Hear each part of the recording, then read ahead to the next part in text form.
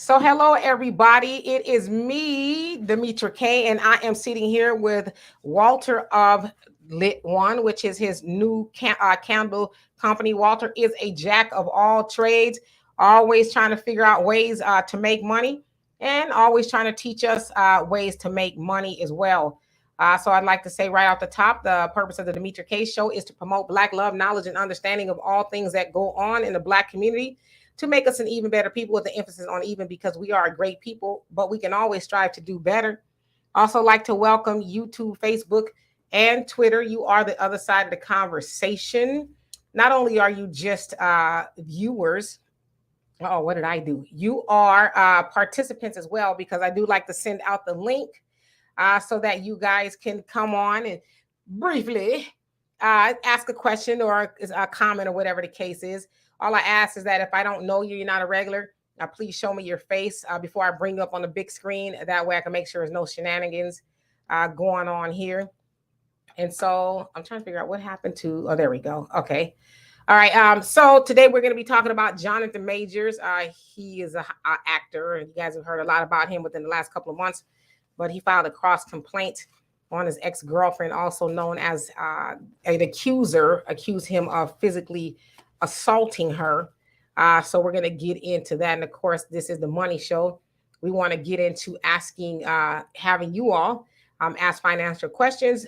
Maybe we can help you. Also like to say that neither one of us are licensed in any way, shape, or form, but we do have a copious amount of financial experience, as we have both worked into the financial field, but more so Walter than me. Walter has over 30 years of experience. I've been showing people how to make, save, and invest money and all of that. So hopefully we can learn something today. So Walter, what's going on with you? No, everything is good. It's a nice day in California. It's not hot like Texas. It's a good day. Sitting here chilling. No hurricanes. Yeah, so speaking of hot, it is, well, it's 99 degrees now, but it's been, upwards of the 105s, and it's just very humid here in Houston. So hopefully the weather will get cooler, as it's supposed to be like 5 degrees. Not that that matters. So anyway, I don't see any comments on here just yet. I don't know if it's my end or no one's making any comments. So I'm going to go ahead and get into it, and hopefully we can all catch up. So I'm going to put this picture up here.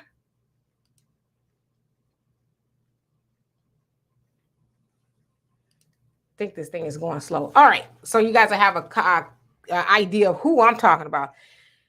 So that brother there is, hello, Arniva. How are you doing? This brother here is Johnathan Majors. He is an actor, and he's a very popular actor. I want to say up and coming, but I think he's past the up and coming, as we have seen him, or I saw him in Creed 3, which is an excellent movie. It's the, continuation of the Rocky movies there with Michael B. Jordan. Of course, he's been in a copious amount of other things. Has hello, Easy, how you doing? A big contract with Marvel, and just a whole host of other things that he has coming down the pipes. Got wildly famous. A lot of the ladies liked them, or whatever the case is, and let y'all argue about that. But anyway, it was on March 25th of this year. The woman here in this picture, who is now his ex-girlfriend, accused him of physically assaulting her. Sounds like it was a couple of things. I guess they were in a car traveling, and I guess she jumped out, acting crazy, because allegedly she saw him texting another woman, which some people are like, okay, was that other woman Megan Good? Because now they're together. I don't know. I'm not trying to gossip. I'm just telling you what I heard. So she alleged that he, and I wrote it down, let's see, broke her finger, twisted her arm, struck her in her ear to where it caused her to bleed. And so he's wholeheartedly denied that. Of course, those allegations have cost him a lot of money.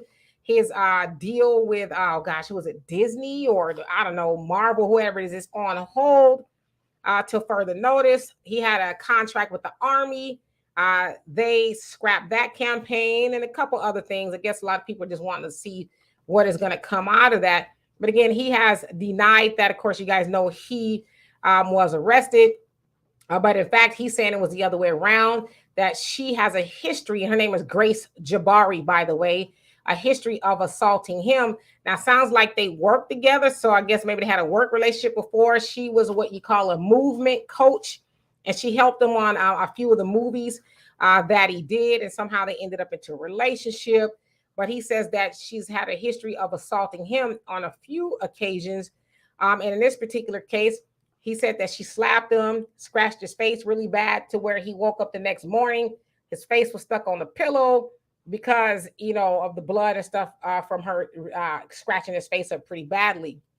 Um, so as also said that she locked herself into, I guess, his penthouse or whatever. She was very drunk and hysterical and all those things. And there's a lot of witnesses that corroborate his story, whether it's the driver, whether it's the door person or whatever at his penthouse. There's a lot of video footage, there's photos. So there's a lot of things backing up what he's saying. But nevertheless, the NYPD arrested him. So in his cross complaint, which is an independent action brought by a party against a co-party. So in this case, he is, I guess, the defendant, and she is, what do you call it, the petitioner or the complainant, rather. So he's basically saying, now y'all need to go arrest her. So it sounds like he's filed it with two precincts, one precinct and one by his house, and they're both investigating it. And so I guess from what his attorney is saying, and someone else in law enforcement is like, yeah, there's validity to what he's saying. However, the DA is refusing to go forward with bringing her in. So in New York, I guess they have what they call an incident card or an I card. So there is, or there was rather, an I card against her. And on that I card, it gives instructions for the police to go pick her up, whether it's to arrest her or bring her in for questioning.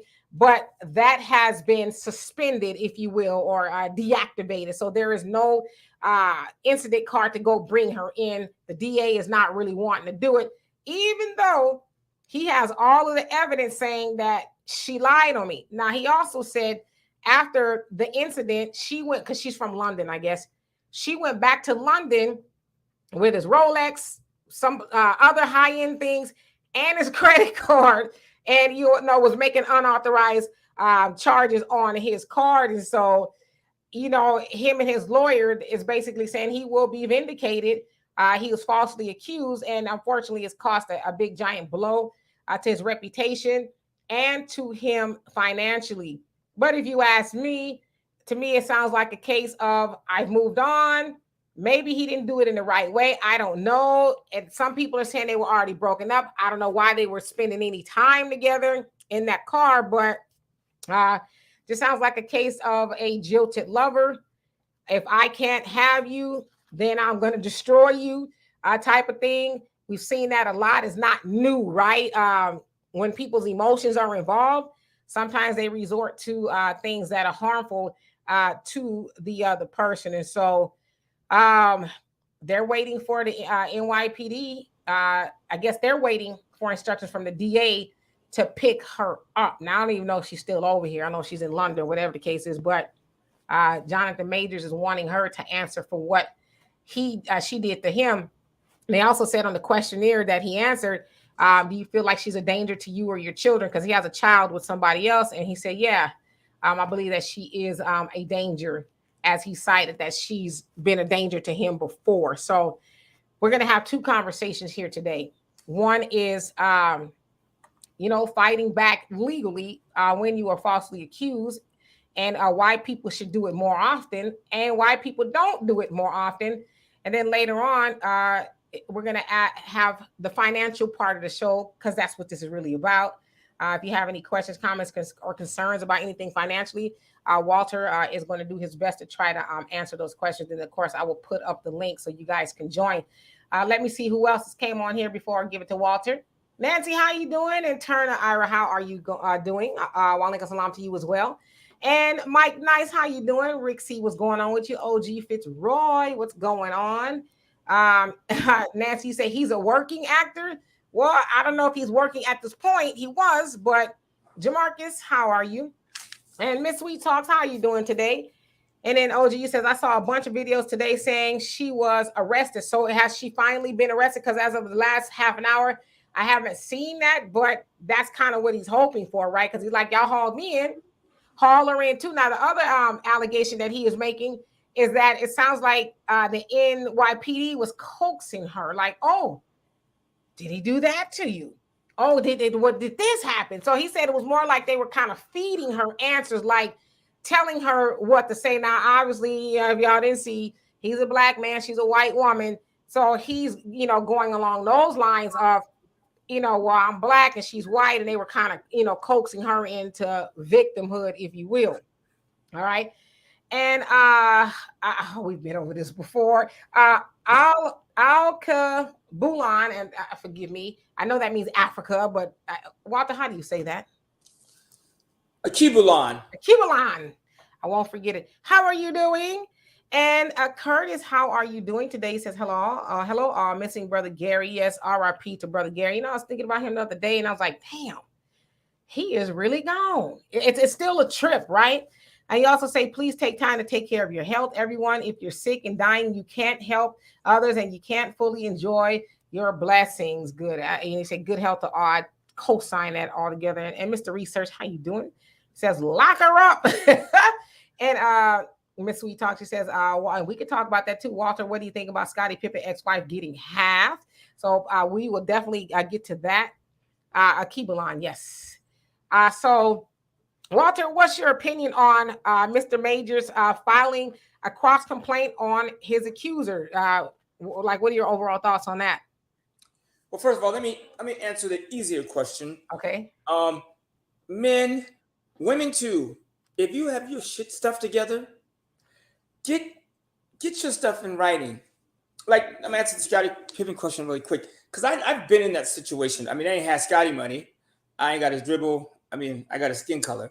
But as a man that's working hard and doing better, even as a woman, sometimes you tend to want to just be with the person you love. Take your pick. But I think marriage, relationships needs to be more of a business decision. I'm Scottie Pippen. I can walk into the room, gold digger or not, and have my choice with women. And a lot of these guys, they tend to fall in love because we love women, but you end up getting hurt. I think when you go into a relationship, it should be paperwork. And if a woman or a man will not sign a prenup saying, hey, baby, I came here with $22 million. You came here with $6. Now, you're going to leave here with $300,000, $6, but you ain't going to leave here with $10 million. If he or she will not have that conversation, that ain't the one, because at the end of the day, and I want to say you have to start a relationship with the end in mind, and it sucks, but 60% of the times that we can even account for, that's just marriages. I'm not even talking relationships. You're going to split. So it's good to make sure that you have everything in writing, or get with somebody that has what you got. I know this is going to sound really horrible. I make case in point. Like me, I dated this girl 9 years. We were not together at the moment. And regardless of how much hate we don't hate each other, but when you break up, you say things to each other. Me and this woman have properties, cars together, investments together, and I don't care what we say to each other. We know that we each have assets in the game, and so it forces us to be civil to some degree. And she's not leaving the relationship going, oh, he took half, and I'm not leaving the relationship going, oh, she took half. We left the relationship going, we each have half. And I've always said this on the show a million times. The reason me and her, a lot of times we even stayed together this long, is because we had stuff together, which means we both fought, woke up, jumped on planes, and we fought like hell. Moving to Johnathan Winters. Johnathan Majors. I did that one time too. Oh, Johnathan, who's Johnathan Winters? He's that old white guy. His sister's Shirley Winters or something like that. They're old actors, old Hollywood. I don't know. I'm thinking about Johnathan Winters. But Johnathan Major, we have to remember, you guys, these are regular dudes that still meet a girl, have emotions. They're still regular people at the end of the day, regardless of how much money they make. So, unfortunately, he rolls up. And when you're dating a woman, white, black, in this situation, she happened to be white. And I was married. Well, let me shut up. But how do I want to say this? I'm going to steal something from your playbook earlier. And you said this to me. Matter of fact, about an hour ago. Shit, I know I'm gonna get in trouble, but I'm gonna do it respectfully. We had the conversation that white women. The minister says think five, the messenger rather, 5 times before you Well, speak. I thought about this the whole time since we hung up. And you said something to me that I didn't really think about until that moment. And that white women are the most protected species on the planet. And it didn't dawn on me because I was married to a white woman 10 years. And you made a point where we were at lunch a few days ago and I'm supporting her and he's giving her the D. Now, I don't want to give her the D. I'm not interested in that. I wish I would have never gave it to her. But I did. But so I went back in the last hours thinking about that moment, and it is true. And I remember going to court with her because we have 3 kids together, 3 amazing kids, like bombastic. Like these kids are amazing, right?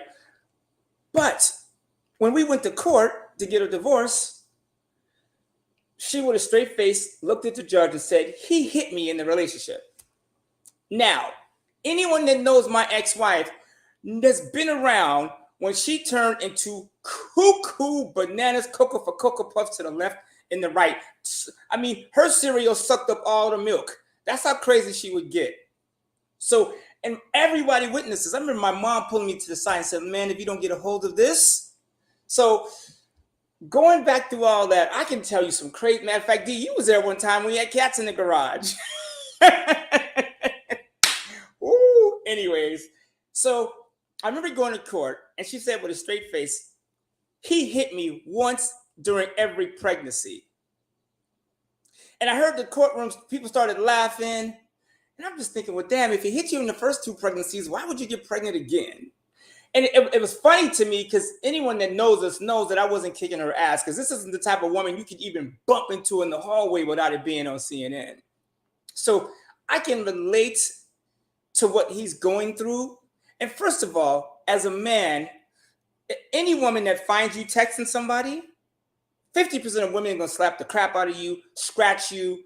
I know from experience, I've had a woman or 2 kind of catch me in the act. She couldn't really prove it, but thought she had me.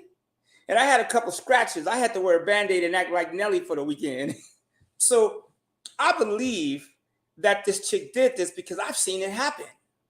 And and these days, brothers are more aware. Okay, I'm a star. I'm here with this chick. If I hit her, it's going to be all over the news anyways. So here's what I would do as a celebrity. 1, I would put cameras everywhere. Everywhere. In the bedroom, in the car. You have to. Because if I'm in the car with you and you say I hit you, most people are going to believe I hit you. That's just because of stereotypes of black men and even men in general. If a man and woman's in the car, she says, oh, he hit me, who are they going to believe? Right? And he just happens to be a black man. And unfortunately, it just is what it is. If you're in the car with a white woman, since the elevator, since Black Wall Street, it's not going to go in your favor. So I think you should have cameras everywhere. I mean, everywhere. In the car, hey, baby, get in. How you doing? Hey, talk to the camera. In the bedroom, you know what I'm saying? Okay, as you walk in this room, I need you to consent. And I might have the camera muffled, so they ain't gonna be able to hear you calling my name, but they're gonna tell that you was doing it. And it's just gonna stay in the safe in case you act a fool.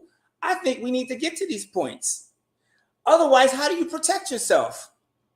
I mean, listen, I hate to keep bringing the baby oil into the conversation. But if you slip on some baby oil in my bedroom, I need your consent that you are aware of the hazard. So I think we need to have cameras up, and I think we need to put stuff in writing. And then the other thing too, date somebody that's on your level. I see so many of these brothers, entertainers, they want to date the waitress. So you date somebody who has nothing and you end up in the middle. And a lot of times for a celebrity, that means you end up behind bars. And so you have to always be thinking about the next step, and you have to be thinking about the cash, because at the end of the day, most of these women just want your money. Her parents would be like, oh no, you can't date him. Oh, he's rich. Okay, well, let's see how it goes. And so, and unfortunately, well, I don't want to say unfortunately, but Well, white women, they love black men, as do most women. As a brother, man, I mean, I was on a dating app, and 90% of the women that hit me up, and this is past tense, you know what I'm saying? You can't find me on Bumble, but most of the women that hit me up were older white women, like women that look like they could be my mama, hit me up. And it was constant, constant, constant. So the point I'm making is the black man is very desirable. We just have to get to the point where we know that and start making better decisions. Because there's some women that I dated that, based on my current self-esteem, I wouldn't have dated. That's a long answer to a question, but I hope we got close. And I'm gonna do the link in about 10 more minutes, just kind of give everybody a chance to come on in here and comment. But I am gonna put the link up in just a second. Say, I want to give you some game about the camera stuff. No. Not illegal. I'm talking about consent. Like, hey, like I have a Ring camera at my front door. So let me tell you, I'm a single man right now, so I'm gonna give you game, and I haven't had a chance to do this yet. But if I'm out on a date and I'm bringing a woman into my house, we fidget in the keys just enough time to get that Ring camera, get all that stuff on the Ring camera. You been want me all day, huh? I see. I ain't nothing wrong with it. This is the love shack. You come in here, it's going down. You cool with that? That's on the Ring camera, right? I'm talking about a camera outside the bedroom. I'm not talking about put one in the bedroom. But what else? What other options do we have? I get in the car with this chick, and she says I hit her. Even if my hands are tied, I'm still. It's gonna ruin my life, my career. It's gonna take a hit. And all it's going to do is make her more famous. Oh, she's the victim now. Oh, she got hurt. She got hit. Oh, blah, blah, blah, blah, blah. No one knew who this chick was until this incident. I still don't know who she is.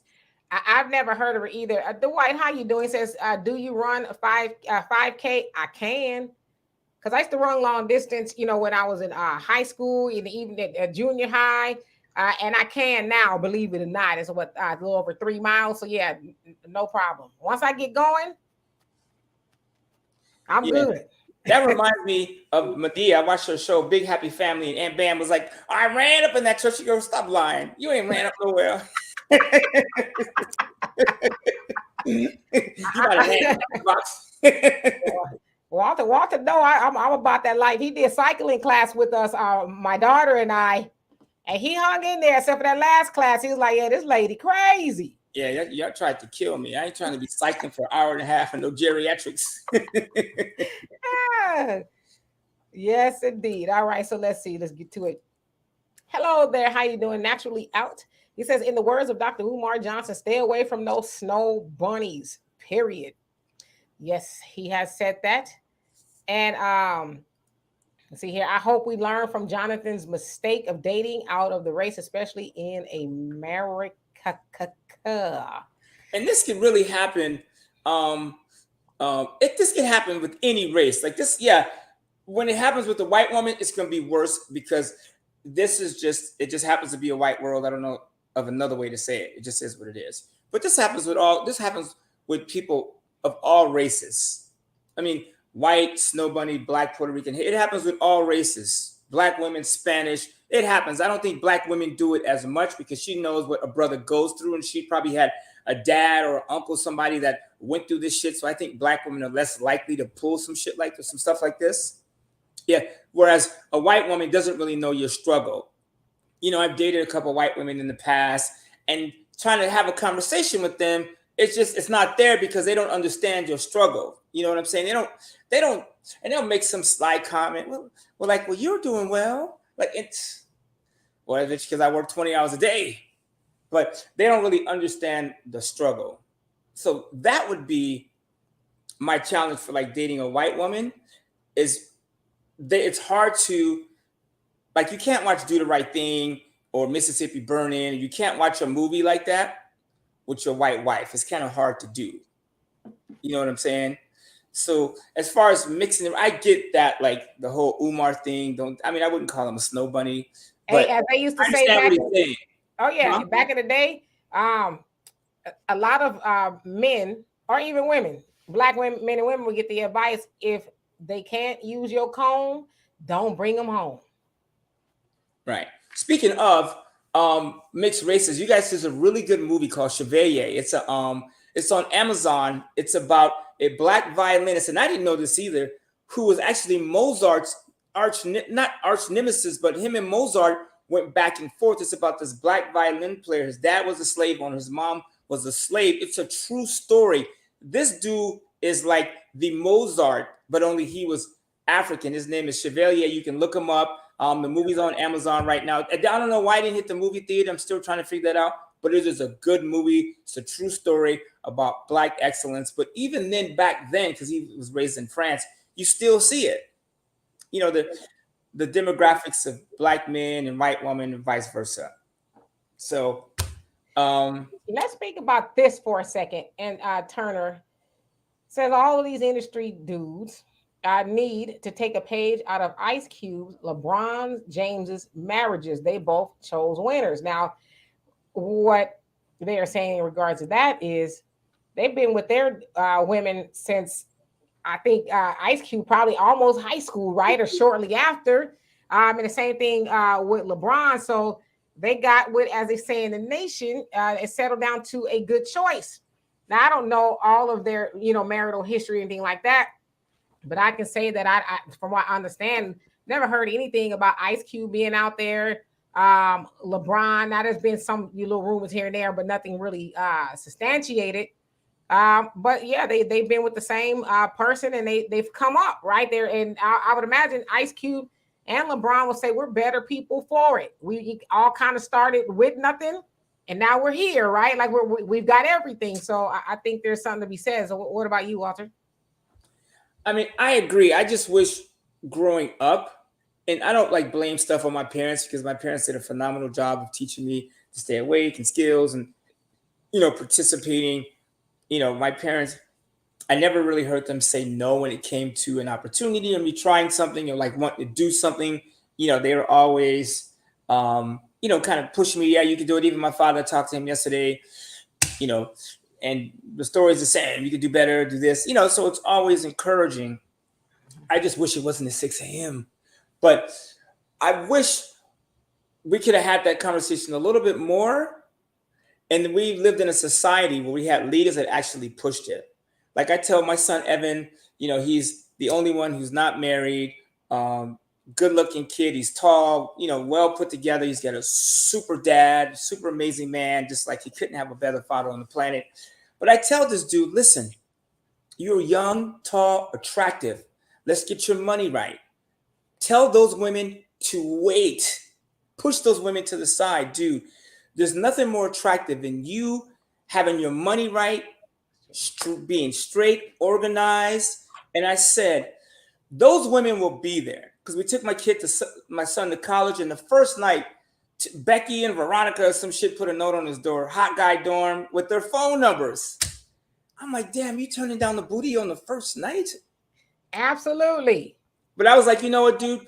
If you feel like you need to go get wrapped up in one of these encounters, I said, write down the pros and cons, the money you're going to spend. And I said, man, at the end of the day, there's TikTok, man. If you just need to fantasize, like TikTok is free, 20 minutes. Evan and Chris are here. So we hung out yesterday. And I tell you, all of my nieces and nephews are highly intelligent, but that Evan and Chris, boy, I was like, if y'all don't go out there and change the world, y'all better, what y'all waiting on? I mean, just very intelligent, right? And my youngest nephew from Walter, Evan, that kid, he is just so smart. And his conversation is like he's been here before. Because him and his brother were kind of having a back and forth. And he says, we've had this conversation before. There's no need for us to keep going over this. We've had this conversation before. I was like, okay, let me write that down. Yeah, that's him. So the point I'm making is, and I know he gets tired of it. My kids get tired of having this conversation, but I'm like, dude, like I told my son, Evan, I said, here's what I have planned for you. You're 20 years old. You have no debt. You have money saved. You have access to whatever you need, whatever you want to try and fail. I'll support you. I'll give I'll give up my stuff so you could have. That's the role of a father, is to make sure your kids have, but also teach them what to do with it. So I said, imagine being 21, in a suit, black tie, white shirt, stepping out of an R8, and you pulling up to your business at 21 years old. Then the women you meet are at a whole different level. Don't get wrapped up in these TikTok chicks that just want to like act a fool and be acting crazy. Like, realize who you are. And 10, 15 years from now, of saving money, taking care of yourself, eating right, exercising, can you imagine the world that you will have, and the wealth and the peace of mind you will have? So I just wish we would have those conversations with our kids. And that's me talking to Evan for years before he went, I got it. So I think we avoid some of the Johnathan Winter or the Johnathan Major stuff by having that conversation with our kids early, because man, these kids, they start making money, and it's just, and I'm gonna go a little bit off the cuff, but like in the music industry, the powers that be, most of them aren't black, they're white. So you're hanging out with those powers, they're connecting you to people that look like them. Does that make sense? That's what I would do. Okay, this brother's making 200 million. I'm gonna hook him up with one of my people so we can keep the money in the race. And I guarantee you that's the conversation that they're having on a regular basis. It's the conversation I would be having. Okay, you marrying that white woman, she got 200 million, bring 100 million over to the black side. It's just a business decision that I think we fail to make when we go into relationships. But how often do they do that? And do you know anything about Fed coin? Okay, so I'm gonna go to my normal approach on this. I don't know. I've heard Jerome Powell talk about it, but it's so far away from reality for us, and it ain't gonna be for the everyday person. When the Federal Reserve, the only reason they're talking about doing a Fed coin is because they want to get a hold of, the Federal Reserve has control of the dollar. They raise interest rates. Me financing this lighter, you know what I'm saying, is going to cost me more. With Bitcoin, they don't have control over. So instead of saying, okay, we're going to get rid of Bitcoin, they're going to create their own that the Federal Reserve can still move and adjust and raise the rates and lower the rates. If I were you, I wouldn't be too concerned with Fed coin right now. What I would be concerned with is getting as much coin as you can, because I hear people say the dollar is going to be replaced. No, it's not. It's going to be decades and decades and decades before the dollar is removed. You just aren't going to have people. Think about this. How many people around the world don't even have access to the internet, but have access to a peso or a dollar? So, like, I know when I go to a grocery store right now, sometimes I'll just grab cash because I don't want to funnel through my credit card. But what if I didn't have credit or a debit card? I can use cash. And because I have cash and I'm using it, the Federal Reserve can still control it. This whole Fed coin thing is just a way, I think, to, for the future, not battle Bitcoin. And then they give people, some sort of maybe peace of mind that we are going to allow Bitcoin to be here, but we're just going to regulate it, which means Elizabeth Warren with her purple sweater, her fake Indian self, is going to be in the mix. I just say you start stacking money. You guys, cryptocurrency is too volatile for the everyday person. Like, I hear people saying, I'll put my money in Bitcoin. All those people that were on my internet feed of Bitcoin's it when it was at 60,000, when it went to 17 or 20 or wherever it was, I couldn't even get them on the phone. Bitcoin right now is at 30. With 1 ounce of bad news, like when the banks failed, Bitcoin started moving. Bitcoin, cryptocurrency, so many people lost money already. Plus, when you buy cryptocurrency, let's say you buy it for $1 and it goes to $2 and you sell it, you're responsible for that gain. Even if it goes back down, you buy something and that goes down, you can talk to my son, Chris, you stuck with the taxes. And a lot of people are getting 1099 from cryptocurrency that they didn't know was coming. So I say stick to putting dollars away, right? Get you one of these dollar bills. These spin, you can take them everywhere, right? And if somebody give you a bad one, a fake one, you can take it to the swap meet. Or to the massage parlor, wherever you go and get rid of your fake bills. I'm talking with somebody. I had B of A give me a fake $100 bill, and I went to put it in the ATM, and Wells Fargo kept spitting it out, and I took it into my homegirl at the bank. She goes, "Walter, this isn't real." She goes, "What do you want me to do?" I said, "No, I'm taking it to the swap meet." Or I'm gonna give it to. Anyways, somebody gave it to me. I'm just putting it back. Hey, I wasn't judging you. I just shook my head. I wasn't judging you. Because somebody gave my daughter one when she was in I think junior high, like $5 fake bill or whatever. And I was like, well, shoot, take it to the lunch lady. And she did. Yeah, put it back in the system. So the point I'm making is your job is to stack dollars. And as you stack dollars, you feel better. I'm telling you guys, just try it. Like, I'll give you a case in point. On Monday, I was feeling kind of down because my inventory, I had all this inventory in my car business. It wasn't moving. It was just like, it's sitting here, and I got all these cars parked everywhere, and I got candles. I spent 20 grand on my candle business, and I was feeling kind of poor. And I was just thinking, man, this would be a good time to just drink all night and do something stupid. But then the next day, I rethought about it. And then today, I made some moves. I'm like, okay, I'm back. The point I'm making is when you put money away, you make better decisions.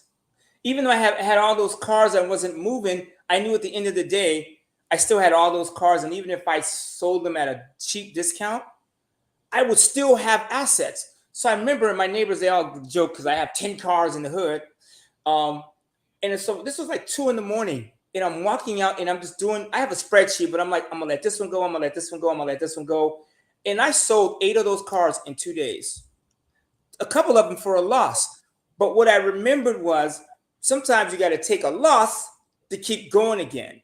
But in order to take a loss or to be able to liquidate, you got to have assets in the first place, right? So that's why I always tell you, put money away, even if you forget about it. Like me and my ex-girlfriend have this property in Joshua Tree that's worth a couple $100,000. She wants me to sell. I want to build. So me and her, Dr. Seuss, the north and the south facing Zacks. Remember that? They bumped into each other and they built a bridge around them. That's me and her right now. She wants me to sell. I want to build. Because she just is like I don't know what she's being, but she's like being emotional. Let's just get the money out. I'm like, no, fool. That's $500,000 in property in 2 years in profit. The point I'm making is we bought that. And even though we're not getting along at the moment, that's something that we could forget about, push to the side and agree on. But no, if the stuff came to it, we could sell that property, even at a fire sale, and walk away with $100,000. And what do you think about this after this statement here? And Maxwell, and hello to everybody. We're actually talking about Johnathan Majors filing a cross complaint on his ex-girlfriend, who also accused him of assaulting her. And so, I put the link up. I don't know if y'all saw it. If you guys want to come on and expound upon that or ask a financial question or anything at all, we're just going to open it up. But right now we're just answering, financial questions or whatever the case is. But the link is there. I'll put it there again. So go ahead, Walter. Okay. I used to feel this way, but I kind of changed my tune a little bit because I've had the opportunity to participate in the wealth building. There was a time where I had a couple $1 million saved. So I've been on both sides, and then working my way back to having millions again. What I tell people now is just save it first. Put the money somewhere. I told somebody last night, because she goes, Walter, I have money in my 401k, and then I have some money sitting in the bank. Should I invest it? And I was like, well, how much is it? She told me how much it was. I said, you know what you better doing right now? Just keep saving it. Just keep putting the money away.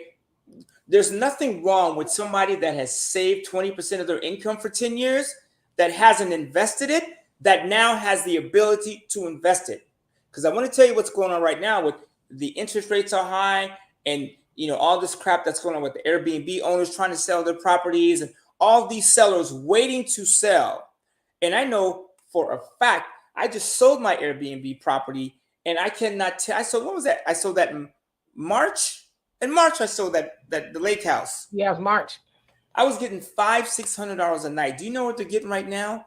$279 a night. And they said that the Airbnb market is kind of on its way out only because, well, one of the reasons is because not everybody's buying properties, and the Airbnb market is so oversaturated. It's like it's kind of hard to make money now because it's not you were on the ground floor, and you've been in Airbnb for years, but you were kind of on the ground floor. Now everybody else is getting these properties for one that they paid a lot of money for, and now they're trying to draw some money out of by Airbnbs, but it's so oversaturated now. Yeah. So, but even so, those things are coming to the market. I mean, right now you have all these people wanting to sell, but if they sell, they won't be able to buy something else at a decent rate. So they're going to hold. You guys, you watch. I'm hugging you too, Kimmy. I wish it was in person. Mm-hmm. So when I'm telling when the interest rates come down and people can start offloading these properties, you're going to see them. In addition, I think 1/3 of commercial real estate needs to be refinanced in the next year or two. And they're at these high interest rates, and these office buildings are vacant.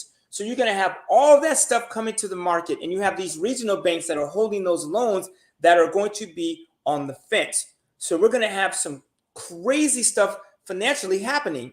So what I would be doing right now is I'd be saving every penny I can, and I would invest in things. I'm going to answer this lady's question. I would invest in things that I know. Like, for instance, and I know y'all hate for me, I keep going here, but I only talk about what I know, right? It cost me $4 to make this candle. They sell for $20. My sister, she moved out. Hallelujah. She's not here anymore. Talk about that later. So it cost me $4 to make these candles. I hit my neighborhood and sold 10 of these in like 20 minutes. The point I'm making is, so what do you invest in? Invest in what you know. If you like these glasses I found today in the car, I'm gonna put them on eBay for $50. Invest in what you know, because if you're good at something, like if you know torch lighters, you can buy this on Alibaba for $1.50, and they sell for like $10-15. Do something you know. You know what I'm saying? So that's what I've invested in. My father taught me cars. I hated going to work when I was 5 years old, but as I got older, and used to let me wear his clothes, and I find money in his pockets all the time, right? I used to wear his pants and find $200 on a regular basis. I know he know this, but he taught me cars. And so instead of fighting it, I was like, Bugs Bunny said, if you can't beat him, join him. Well, his character said it. So what am I doing right now? I'm investing in cars. That's it. Because it's what I know. I know how to start a car. I know when it makes a noise. I know what that is. I know how to do a small check. I know if it's leaking oil. I know how to fix it. So I can look at a car and go, oh, in 20 seconds, this is probably what the problem is. And when you have a knowledge, if it's making soda cans or selling sponges, whatever it is, people will come to you. And that's why it's good to invest in what you know. And like, if you follow me on social media, I don't use my social media for like twerking videos. Look at me twerk. I use it for like, I'm selling cars, I'm selling candles, me and my kids, or I'm doing something that I can then make money from. So invest in that. You guys, I see you on Facebook, Instagram, and some of the stuff that you guys be posting be blowing me away. Use your social media, Instagram, TikTok, Pinterest for your business. I had somebody tell me, oh, you're on Facebook, all you do is talk about money. What else am I doing on Facebook? Do you really care what I had for dinner? No, you don't. You shouldn't. You should be having your own dinner. What's that? That's Walter. And how you doing, Marjorie? But that's Walter. Everybody thinks you're Donovan for some reason. You put your name up there. First of all, Donovan don't look this good. First of all, he is not this articulate. And ain't he rocking a blowback afro anyway? He wearing a hair hat. So the point I'm making, I don't care what it is. I hope Donovan come up here and hit your butt. Invest in something that you know. That's what I would invest in, because the stock market is a losing game for most people. It is. It's a losing game. Cryptocurrency, you guys, the person making money in the stock market is the stock broker. Period.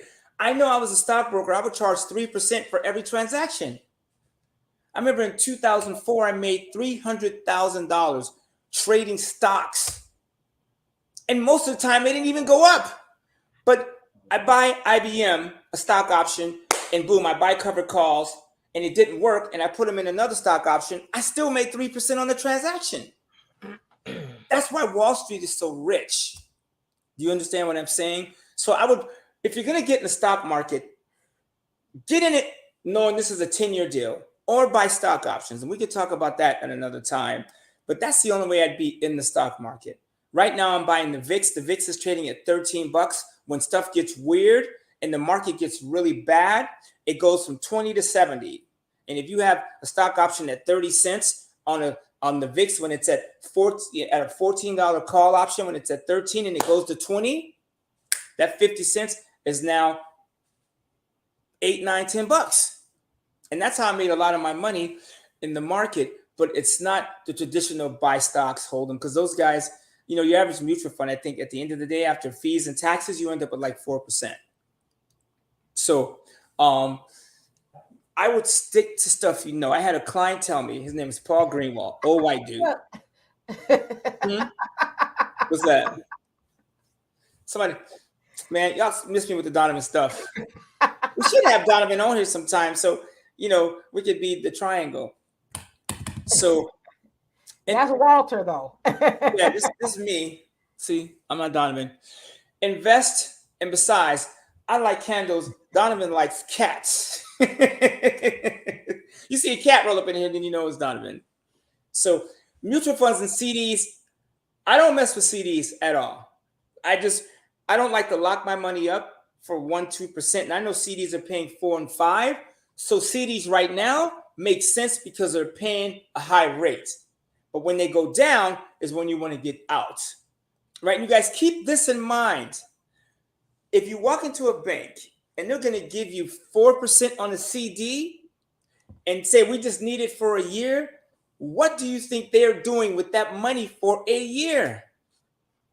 You see, that's where you need to think. You need to think like Paul Greenwald. He says, Walter, why would I invest all my money in stocks when I have a business that pays me 30-40% every month and on somebody else's money? And he said that to me. And he goes, Walter, I borrow money from the bank at 3% and I loan it out on a trust deed for somebody's mortgage at 12%. I loan them money at 20% to buy the car and I keep the pink slip and the bank gives it to me for 3%. So I keep the spread. And he goes, Walter, I don't leave my house unless I want to. And that stuck with me. So those are the things I would be doing. And what you do, you guys, use your social media. I don't care what people say. This is about you making money, right? People say, oh, you always talk about money. There's nothing. What else is there? As God is my witness, at 10:30 last night, I had a lady sitting here who don't even know me. She met me from my friend Sylvia on Facebook. I don't know this lady from a bag of weed. She sat here last night, signed this contract, had me buy 3 cars for her so I can buy cars for her, period. And she handed me a stack, 10 grand last night. I don't even know this lady. In the middle of the night, handing me 10 grand, still sitting here on my dresser. Sometimes I sleep here, on my counter. Hold on a second. Is it going to be there for a couple more days? No, it's going straight. As soon as I hang up on this podcast, it's going to my bank. I'm going to have somebody knock on your door real quick. No, they ain't getting here. Trust me. I got weaponry. I light them up. The point I'm making is she saw my friend Sylvia on Facebook that we had friends in common, found that I sold cars and said, Walter, I'll give you 12 grand plus our car. Go out and get me 3 cars. And that's what I was able to do. So I'm able to keep the spread. The point I'm making is what you do, tell everybody this is what you're doing. I don't care what it is. If it's selling baby oil to the chipmunks, to the midgets, or if it's selling iPhones, I don't care what it is. Always be talking about what you do for money. And if they don't like it, to hell with them. You got to get to the point where money, like Snoop said, money's on my mind. How does it go? My mind on my money on my mind. That's how you should be. Then when it comes to dating, and all these other things, you start to make better decisions. Because now that I'm single, and I don't expect that to last, but I'm enjoying it while I can, there's times where, like, I had a girl say, hey, do you want to go to dinner? And I was like, I started doing the math. Dinner is $150 on me because she ain't paying, because we still believe in chivalry. I got to pick her up, get dressed. I'm going to have to wash these clothes again. And if she ends up coming over, I'm going to wash my sheets. And that's 2 hours in the laundry. And I ain't trying to wash sheets tonight. So I did the numbers. I was like, that's a $300 date. I told her no. I know it sounds kind of cruel, but that's a decision I made. And I went back to what I was doing. The point I'm making is when you put the money up front, of course, put God up front, like God and money go together, right? In the Bible, it talks about money more than anything. So, of course, God is important, but I know the church I go to, and it's rare that I will go, but I will go to the church by my house. I'll just go for motivation and to hang out with my friends. And the first thing they do is talk about giving. And the last thing they do, you guys, there's a bucket outside. You can put your prayer request in there, and it's an envelope, so it opens. You can write your request on the outside, and you can put your answer in the inside.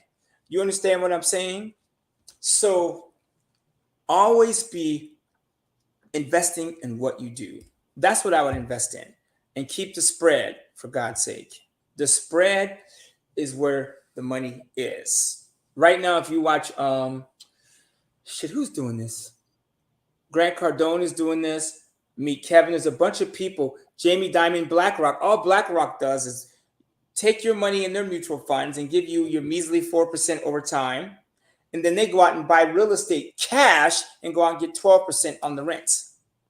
They give you money. I told you somebody was coming over to knock on your door. Oh, probably somebody want one of my cars. Give me a second. You better hope ain't nobody watching this. Oh, please. Ain't nothing happening. I'll be right back. I'm going to answer this question when I get back. Okay. See, that's what happened when you be talking your money too loud. That's one thing my mama always said. Don't never talk your money. You up here, hey, I got $10,000 right here on the table. Shoot, somebody probably watching this is like, oh, I think I know where he lives. I don't know. Will he return? We'll see. All right, so let me, you guys, I put the link in the chat.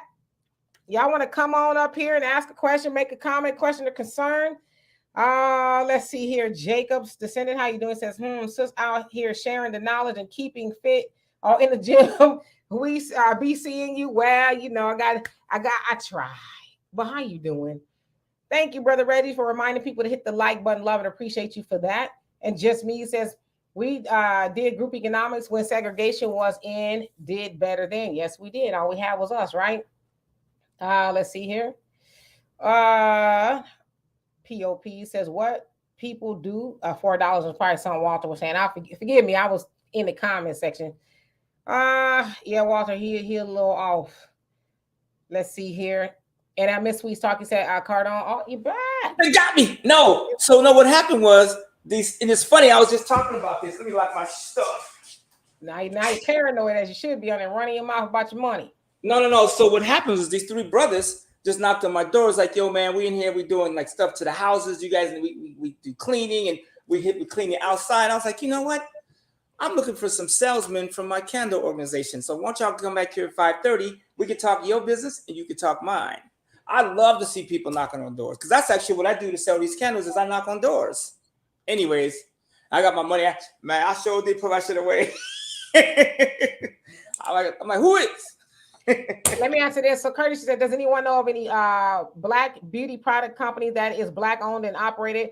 Why are all the products made in China and all or most of the businesses are for us not owned by us? Well, there are lots still. You just got to kind of research them because there's some that say they're black owned products.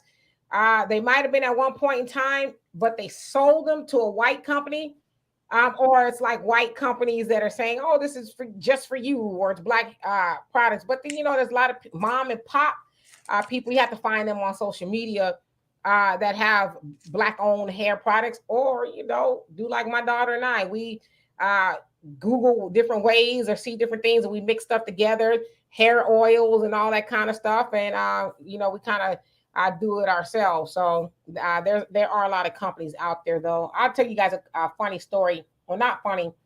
In just a minute about our experience at the mall yesterday. Let me see here. Brother Don, the moderator, how you doing? Said I'm so ghetto. Yeah, I've been told a time or two. Let's see here. And Jacob, you said I made my first trade on Forex this morning and made close to $600. Been studying every night after work. If you want to get out the rat race, you have to put in the work. That is absolutely true. Can't punch a clock, come home and do nothing. Brother Reggie says, get that 22 before you answer the door, Walter. Right. You quit talking so much. Trust me, I got a 9 up in here. I know I can't show it on social media, but let's not get distracted by the knock on the door. The point I'm making is every move you make, let people know what you do. Let them know. Like and it's sad that we are in this society. I'll send you a picture. I was at the bank with my assistant. She's gone now. She moved out yesterday. I gave her ultimatum. She took it. Hallelujah, Jesus. I got my 3-bedroom crib to myself. I'm going to IKEA tonight. It's going to be hooked up. Her room. That room pays me $70 plus $20 a night on Airbnb. I got a convention center, airport, and a brand new amusement park next door. I was like, girl, you can't move your shit fast enough. You know what I'm like? Anyways, wow. Don't get me started. These young kids, man, you better listen to your elders, listen to your parents. And she's not my kid, at least I'm just playing. She ain't my kid. But like when elders, I'm 53, so maybe I'm an elder to a 21-year-old. When you have somebody that has been there, done that, just shut the hell up. Just listen. I don't know what a Badu candle is, but I'm sure I can make it. No, you can't. Because Badu candle is the scent of her.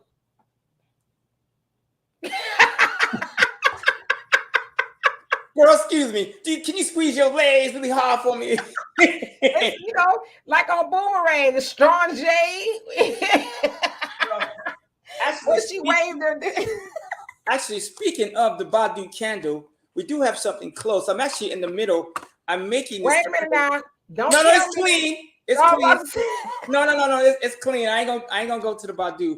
I'm saying if you go to www.lit.one next month, we are creating drip on you candles. So we have like sexual chocolate and anyways, you can light this and pour it on your spouse and you can rub it in. It's a massage oil that you can rub in. That's as close as we get into the Badu. You can rub it on the Badu. You're talking about some 3rd-degree burns now. I don't know No. This candle wax, it turns into it doesn't get super hot and it's a massage oil. So you can light the candles and be like, ha. I'm just saying, it ain't the Badu candle. And I don't know if I want to smell that. Do you? Oh, I didn't even no. And Notorious Hebrew, how you doing? I didn't know Natural 85 had a black-owned. Well, I guess it makes sense because she's been in the hair game forever. She's like one of the pioneers of the natural hair resurgence, if you will. I'm 52 years old, so when we was coming up, it was water and grease. You know what I mean? But now they have all these things, to grow your hair, and it's like I've never seen a more bald-headed generation of people with all of the hair products. Back in the day, it was just simple, right? But nowadays, not so much. Matter of fact, did y'all see that video of the sister? It was on TikTok. She said she was on the street with a friend, and some other sisters pulled up and said, "Hey, we like your wig. It's cute. Where did you get it from?" And she told them, she goes, the girl in the car says, "Turn around. Can I see it?" And the girl was rubbing her hands through the girl wig, and she snatched it, and the homegirl in the driver's seat pulled off, snatched her doggone wig off her head. I said, "Is that what we coming to now? Like wig snatchings? We snatching people wigs off?" And then she had like a little piece of wig just sticking stuck to her head. I'm like, so you didn't even get the whole wig? Crazy. I have a solution for that. Stop wearing wigs. Oh Lord, you done committed a cardinal sin? No, listen, I ain't gonna take it to Donovan's level, but okay, I'm gonna say this, and I'm talking to all women, all races, creed, colors, Martin Luther King voice. Stop spending your money on wigs, Brazilian butt lifts, and all these Botox, and you look silly. All of a sudden, everybody got big old lips. You look crazy. I go on social media and half the girls got these big old lips. They look like water balloons. Like they about to, some of y'all women going to start floating away. Your lips are so big. You look silly. Stop it. And women with big lips don't appreciate it anyways because you're doing it wrong. Stop spending money on that stuff and put that money in your bank. Women, I'm telling you, if you are saved up and you got your stuff together and you're organized, a man will attract to you faster because men that are on their stuff want to be with a woman that's got her stuff together. I cannot tell you how many women I have blocked, avoided because all she wanted to do was go shopping, go to the. I had a girl tell me, "Oh, I got to get my hair done and my nails." I said, "How much is that?" She said, $350. I said, "You have no money in the bank. You got a dent on the side of your car, but you're gonna spend $300 to get your hair and nails done, girl. I will slap the crap out of you, and you will get the hell away from me." You're gonna have to pronunciate because I thought you said she had something else on the side of her car. A dent. That there you go. Yeah, like a scratch. A dent. Right. Yeah. Okay, now, I don't know how you get that on the side of your car. I mean, that's why I was like, I've heard of strange things, but damn. I mean, I don't know. I'm gonna leave that alone. But stop with that stuff. This is why I love being a man because we don't get stuck on all that stuff. I gotta spend. This lipstick is $45. Are you kidding me? When you go to Walmart, okay, maybe your lips might break out. So maybe you go to Bobby Brown and get a $20 thing of lipstick. I don't know what it costs, but like this is insane. Women, you are killing yourselves by your weight. And men, if you're doing it, men, you're getting Botox shots. Shame on you. Smack from the left and the right. It's insane. Some of you guys don't need to save and invest. Just stop spending money on crazy stuff. Like the website, it's www.lyt.one. That's the website.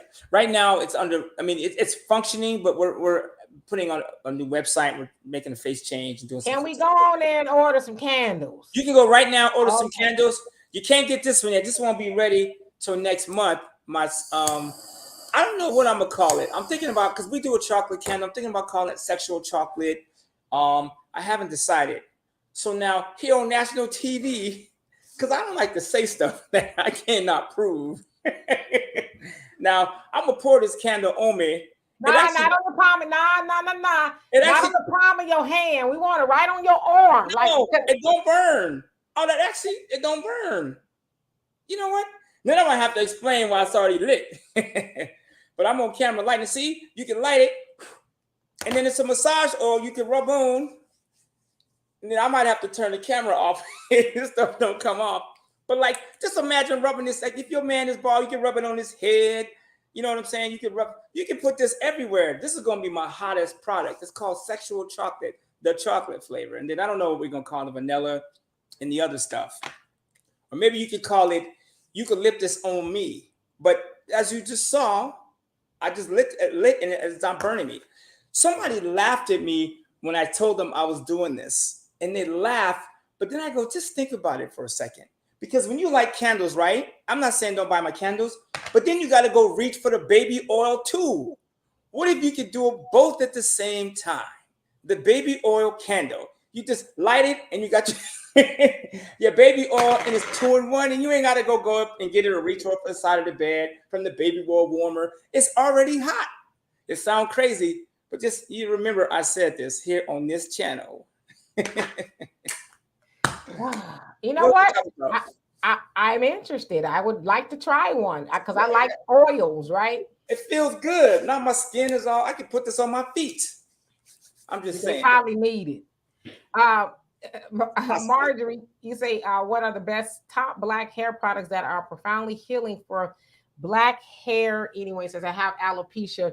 So it just depends on what type of alopecia you have. Some forms are temporary, alopecia areata, alopecia totalis, and what's the other one?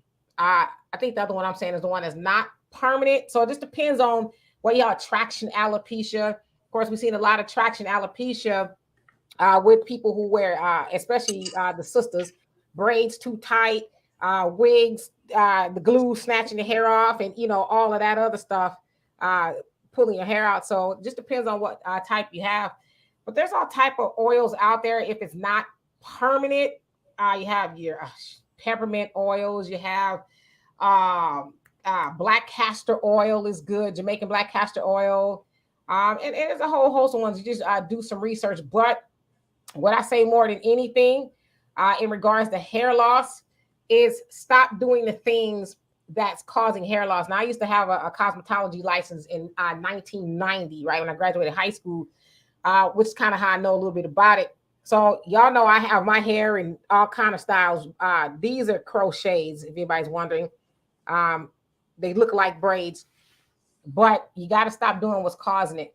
A lot of times I know the sisters, we want every bit of hair, right? Pull, snatch back tight. We don't want a hair missing up out of the braid, but unfortunately, it causes hair loss. And that's why you see, and I'm not trying to be funny, some sisters, their hairlines be like way back here because you just keep pulling, pulling, pulling, pulling. We like the neatness. But see, I'm one of those people. My daughter, does my hair. I'm like, leave my edges out. As y'all can see, I slick them all the way back. Because when I take this out in the winter, I want some edges. You know what I mean? So you got to stop causing damage. You got to stop using the tension. You got to say, you know what? It's okay to have your edges loose every once in a while, because this pulling it out, and this, our hairline is our weakest point of our hair for most of us. That's hard to get back. So just stop the tension. Find a style that's friendly. And I will say this to you too. I'm not sure how old you are, but especially women are my age, I would say when you're going through menopause, you do suffer some sort of hair loss, hair thinning. Say sometimes, oftentimes it's temporary, but sometimes it's not. So you got to find different ways to manipulate it so that you don't continue to lose the hair. Of course, keep your scalp clean, wash it, frequently. I know some people are different, but just don't cause your scalp harm, because that's where your hair grows from, is your scalp. And dyes and perms. Let's talk about perms. I know that's a heated debate. A lot of sisters perm my hair. I used to perm my hair years ago, but I know that is proven to cause damage, right? Cancer, fibroids, and things like that. And I'm not saying anything to nobody. I'm not telling you not to do it. I'm just saying I know a lot of times the perms come from us wanting to identify more with being European, even though there's Black people that grow our hair straight. But a lot of times we want to identify with being European. Or the other thing is, having your hair natural is easier to do. I mean, not natural, perm is easier to do. I'm going to tell you right now, when my hair was relaxed, I wash my hair every day because it was just easier for me to do, style or whatever. But I know health-wise it's not good. Also, for me, I stopped perming my hair because I want to set an example for my daughter and my nieces, that it's okay to have your own natural hair. So I hope that was helpful, but I would say just stop. If I'm not saying this is your case, but don't cause any more damage than already, right? So I hope that was helpful. Let's see who came on here. Fast Now Feelings, how you doing? Say women are too expensive these days. It's better to be single. Well, get you a woman that understands that you got a little bit of money and she gonna help you keep it, or she gonna help you grow it, right? Get you a woman that is a good steward over the money. Don't get you one of them cute young things on Instagram that need to have a bag and some lipo or I don't know. Don't get you one of those. Get you somebody who's responsible with money. I think that's pretty simple. And let's see here, moving on down. Let's see who else came on here. Another thing you guys could do too, if you go, a lot of these things too are also food. Like your food, I saw a video on alopecia and diet. You'd be blown away by some of the things you could do, some of the things you could fix with just food. There's some good stuff, like Dr. Eric Berg has some good videos on alopecia and food. Like you'd be surprised. Hold that thought just 1 second. No, go ahead. I made my point. Akibalon. Now, I was trying my best not to bring this to the big screen. And I'm not sure why you have an issue. And I won't say her name because I don't think that's fair to put her. But you guys read the comments. I don't understand why you have an issue with her. I've never seen her make any of the comments or statements that you're saying. But I'm just one of those people. I'm not that focused on nobody else. Like you were doing good, but then you see her and you have these assumptions of who she is, this, that, and the other. She's never disclosed to anybody who or what she is, and she don't need to do that here. But my thing is, why are you so focused on her? What you were doing is like, and like we try to come in love, but then the comments that you made are very cantankerous. They're very mean, and that's bullying. So I'm trying to understand, why are you so triggered by her? She's minding her business. She's in here doing what she's doing, and she's on here all the time. So I don't understand why you are focusing on her. And you've had other people in here admonish you about doing it. So I'm confused as to what your issue is. Come on in here, get the knowledge, give some knowledge, and leave it at that. Now that's the best I can say. Now, I don't know if you're still in here. If that's too much for you to handle, then yeah, you should probably excuse yourself. But we're not going to tolerate any bullying of any kind at all. So yeah. In Cubalon, which is the original name for Africa, we should represent that. I mean, whoo, man, I'm telling y'all. It's funny. I don't always seem like the African history buff, but I'll tell you, I do a lot of African research. Well, Cubalon is the name of the original Africa, and Ethiopia is actually the original Anyways, you guys know this already, but we'll talk about that later. Yeah, so what was saying? Oh, so y'all like that, huh? Make sure you come next month. I'm not burning. My skin is still here. Let me see your arm. Hold it up to this. Let me see if no, it's white. I'm telling you, man, this stuff works. I'm going to try it on somebody when they come over. Let me see your arm. Right, this. You like to be tied up, don't you? You got to do it on their back. Hey, man, there's a lot of money.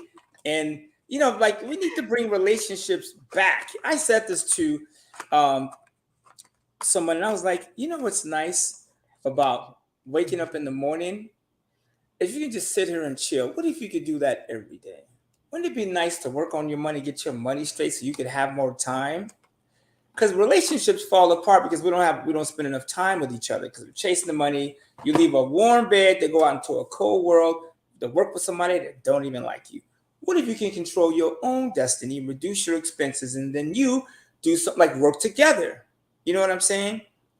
So pour some wax on each other and strategize. It don't burn you. You just saw me, like, there's no green screen here. You can pour it on yourself. And you know who gave this to me? A sister knocked on my door 2 years ago, and I tried to call her. Her number was disconnected because I tried to order a bunch of these. I was going to give them out as gifts, and I can't get a hold of the sister. She had like body creams and rubs and all kinds of. Sister girl came to the door. I can't get a hold of her.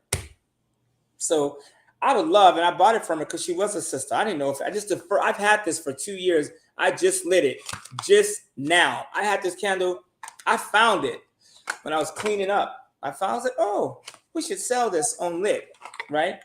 I'm fascinated with this because I hate reaching for the baby oil. This is like a 2-in-1 product. I'm telling you. You laugh right now, but this is gonna be a hit. Eunice said her and her husband to test it out and let you know if it's a hit. Yeah, you can call me, email me, hit my sister up. I'll send it to you. You go to my website, send me a message on my email. I'll get it to you. Matter of fact, you'll be one of the first people I send it to. Like sex sells, and I know people, not everybody's having sex, but even you just saw me rub it on myself. I'm not saying I'm gonna rub it on myself completely, but like you can rub it on yourself. And the funny part is about this whole thing and the candles is everyone laughed at me. Not everyone, but like a lot of people's like, you really seriously? Like I'm knocking on my neighbor's door and she goes, aren't you the finance guy that sells the cars? And you know what makes me so mad about this whole candle thing? Because y'all know I fly Spirit, right? And normally when I go somewhere, I could just take a little bag or whatever with a couple of things in it. But this time I was there, I had a whole suitcase that I paid for to go onto the plane. And I didn't come and get every candle that you had to put in my damn suitcase. Well, I don't fly Spirit, so when I come out there, I can bring a bunch. Actually, it's funny. I was next to, those of you don't know, I fly airplanes. I'm getting my pilot's license. A Spirit airplane pulled up next to us because at John Wayne Airport, you fly with the big boys. And I was like, oh, that's Spirit. I was like, our seats are more comfortable than theirs. Damn. And he No, really does fly planes. I just ain't gonna get in the back of one he flying. But yeah.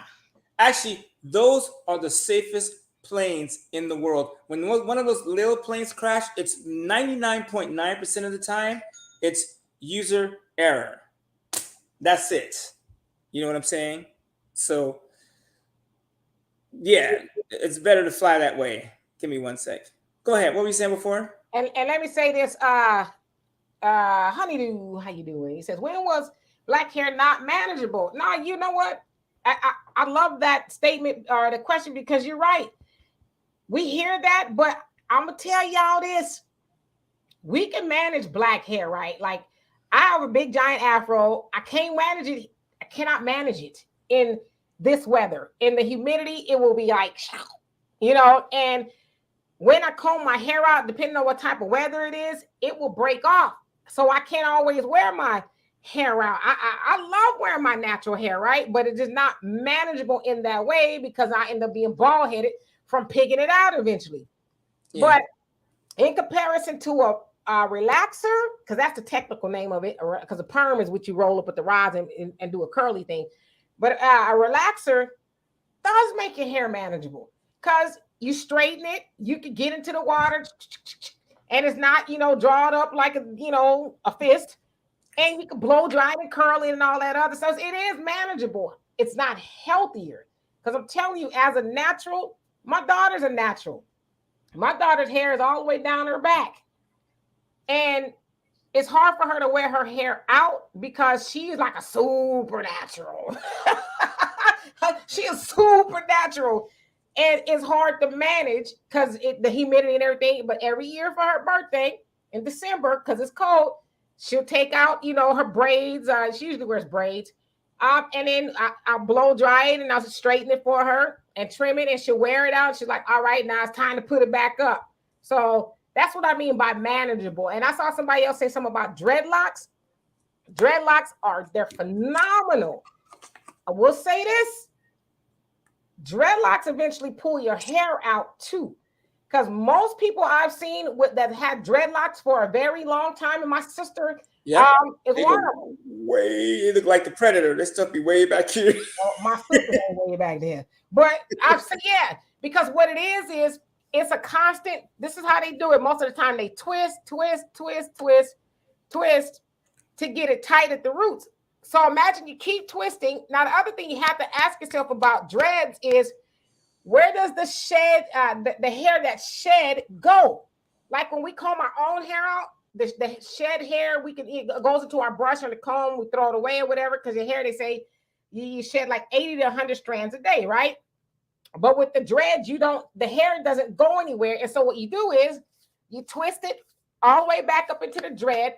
And what happens is, and then y'all think I'm joking, next time you see somebody's hair with dreads and they've had them for a while, you'll notice that the longer the dread is, toward the bottom of the dread, it's heavy because all that shedding hair is in the dreads.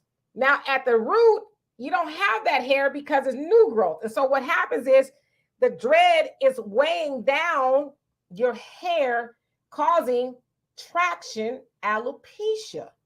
So you'll notice a lot of people that dreads are probably way back here, or they're thinning really bad, and it's because of the heaviness of the dread and the twisting in the dead hair. So I'm not saying dreads aren't good, because I know that's a sensitive subject. I'm just saying it's a science to it. If you really think about it, after a while, those dreads do pull your hair out. And my sister can grow super long hair, and her dreads were long, but she was experiencing traction alopecia. And I said, Amanda, it's because the dreads are becoming heavy, and that's what's causing you hair loss. And she cut them off. She got sister locks now, whatever. But anyway. Yeah, before we get started, I want to say thank you to, I hope I'm saying your name right, Mowifa Taylor. She ordered one of my candles just now, so I know the owner. So I'm gonna send you I'm not gonna send you the 10-ounce candle. I'm actually gonna send you the 14 ounce. I'm gonna send you the big one. So basically, you're getting twice as much for the same. So since I know the owner, I'm gonna hook you up. And then when I get these going, I'll send you one of these too. Don't you just love this idea? Just I actually do, and when I come back there, because I'm coming back there in August, I'm gonna have me a giant suitcase. make sure you have a giant credit card. Nah, I know the owner. Yeah. Okay, I know the owner personally. Okay, I'm gonna get every last one of those candles, including that one. I'm gonna use it for myself.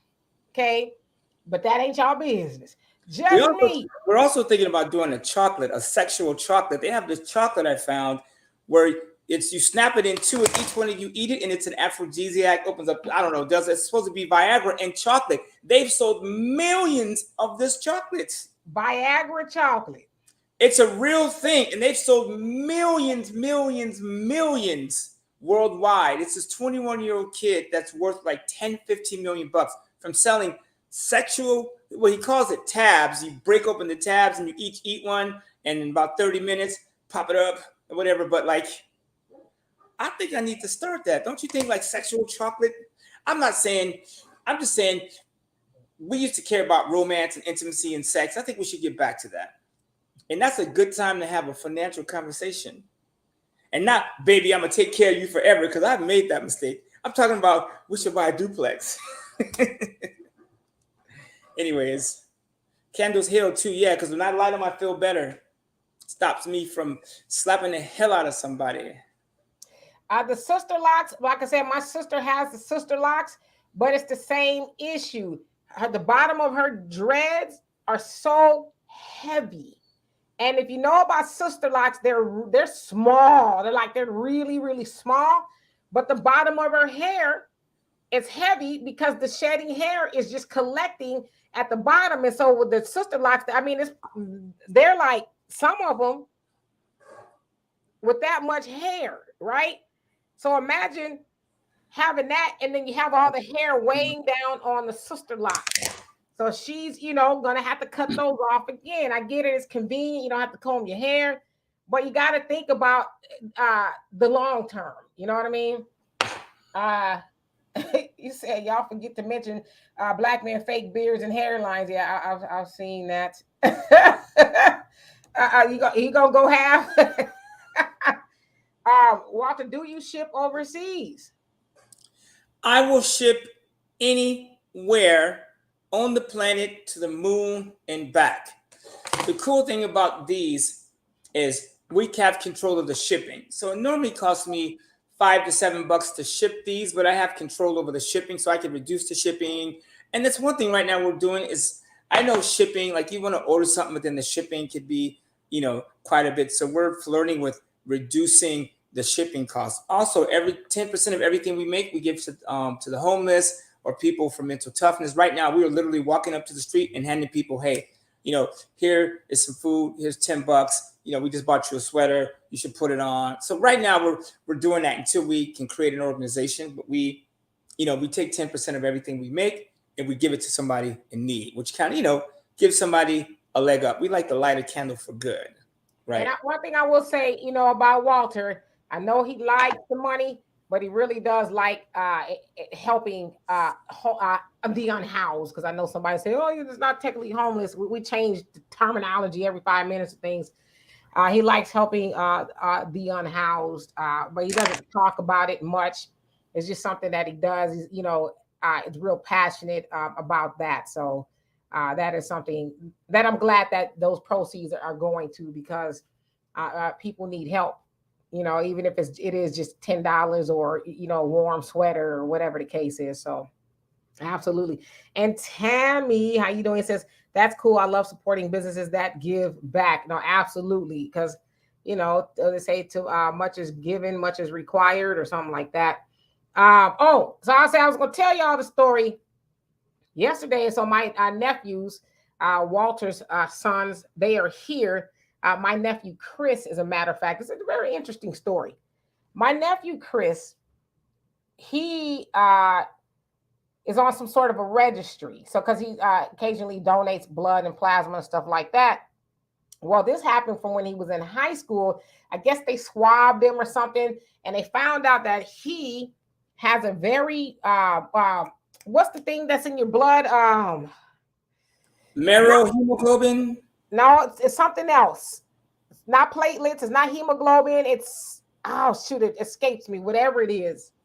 So it's not an antibody, but it's something. That whatever it is, somebody probably put in the chat. So it was discovered that he, and this is the word it's going to get really interesting. He and one other person in that whole entire registry has those particular traits or whatever it is in his, not plasma, something else. He and another person is the only one that has this in his whole registry, this particular thing, right? So he gets called to help a little black girl who, is dying of sickle cell. So they called him a month ago and says, you came up in the registry, would you help? He says, yes, I would. So then they called him, I guess, a week or so later and says, well, she's probably not going to make it, so we don't need you after all. Then they called him back and says, well, you know what? We believe if we, because he wanted him to donate bone marrow. If we do it, then she has a great chance of survival. So he comes down and he does the testing and stuff. And he came the other day. And so he had the surgery today. He did donate the bone marrow for the little girl. And as we were talking yesterday, he says, so yeah, it's me and one other person in this whole registry that has, let me see, did y'all put not platelets? No, I can't think of what it is. It's something different, not platelets. But he says it's me and one other person that has this. So he said the lady calls him and says, are you related to a Khalid? That's my oldest nephew, which is his brother. He said, yeah, that's my brother. He says, only you and him in this whole registry have the life-saving measures to help this little girl. So my nephew, Chris, decided to do it. And so, that's what he's doing. And so he'll be called upon probably in the future to donate bone marrow to help. So he says, for one, I did it because it's a little black girl. And, I want her to live. From what I understand, it's a painful surgery. They took it out of both his, I guess in the back, his hips, both sides. So he did that today. But yesterday we were walking around the Galleria because, they heard about the Galleria, the mall. So, and if you've ever been in the Galleria, which I know Walter has a bunch of times, they have this high-end part of the Galleria where it's the Gucci, the Prada, the Louis, the Oui, and all this other stuff, right? And it's very quiet and very stoic when you're walking through there, right? And every door has a security guard, like some of them like right on the door, right? Intimidating, if you want to go in there. So my nephew, he says, let's go in the Louis store. I want to look at a belt. I wasn't going to buy it, just wants to look at it.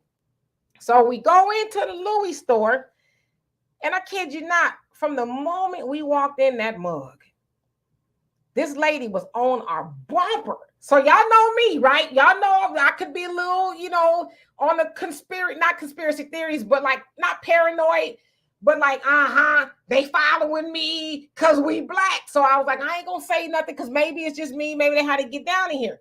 So then my youngest nephew, Evan, we were talking and he was like, are they following us? I said, see, I'm glad it ain't just me because, he said, no, I think they following us. And so I turn around and she's literally like this on the counter behind us as my nephew was asking about the belts. So then my oldest nephew, Chris, was like, are they following us? And then my daughter said the same thing. I say, okay, yeah. So then we walked over. It was actually in the wrong Louis Vuitton store. So we went to the men's section and they were following us again. So my nephew went up to the security guard, who was an African brother. And he says, I'm sorry. Can you help me? He says, is there something sketchy about us?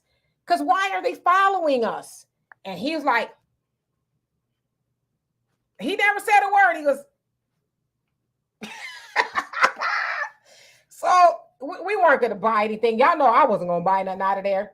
But I said, see, this is what I try to tell y'all. We go in there and there was a lot of black people in and out of all those stores. I said, we come in these stores and I flipped over a tennis shoe, mind you, a Louis Vuitton tennis shoe that was $5,300. Okay. So I said, we go in there and we give them our money, even after they follow us around unapologetically. I said, they don't know who we are.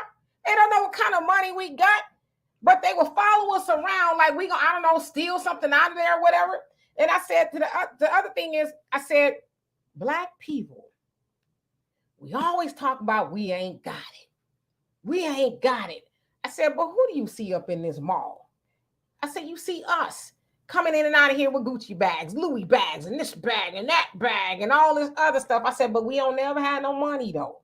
But I said, I'm gonna tell you right now, your auntie, and I told my daughter, your mama would never give these folks no money, especially if they feel like that about me. I said, I'm shopping Black owned, right? And I'll tell y'all a story.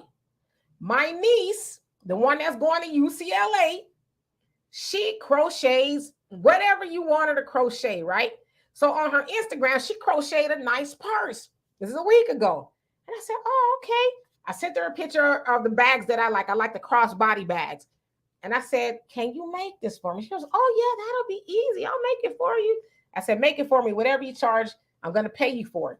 So she's making me a purse. And so now I tell everybody I got a Black-owned purse. Because I would rather give her the money than any of those devils that own any of those companies that want, God knows how much they want for those items and then disrespect me as I'm looking for it. Now, we got to raise our self-worth and look for people we can spend our money with.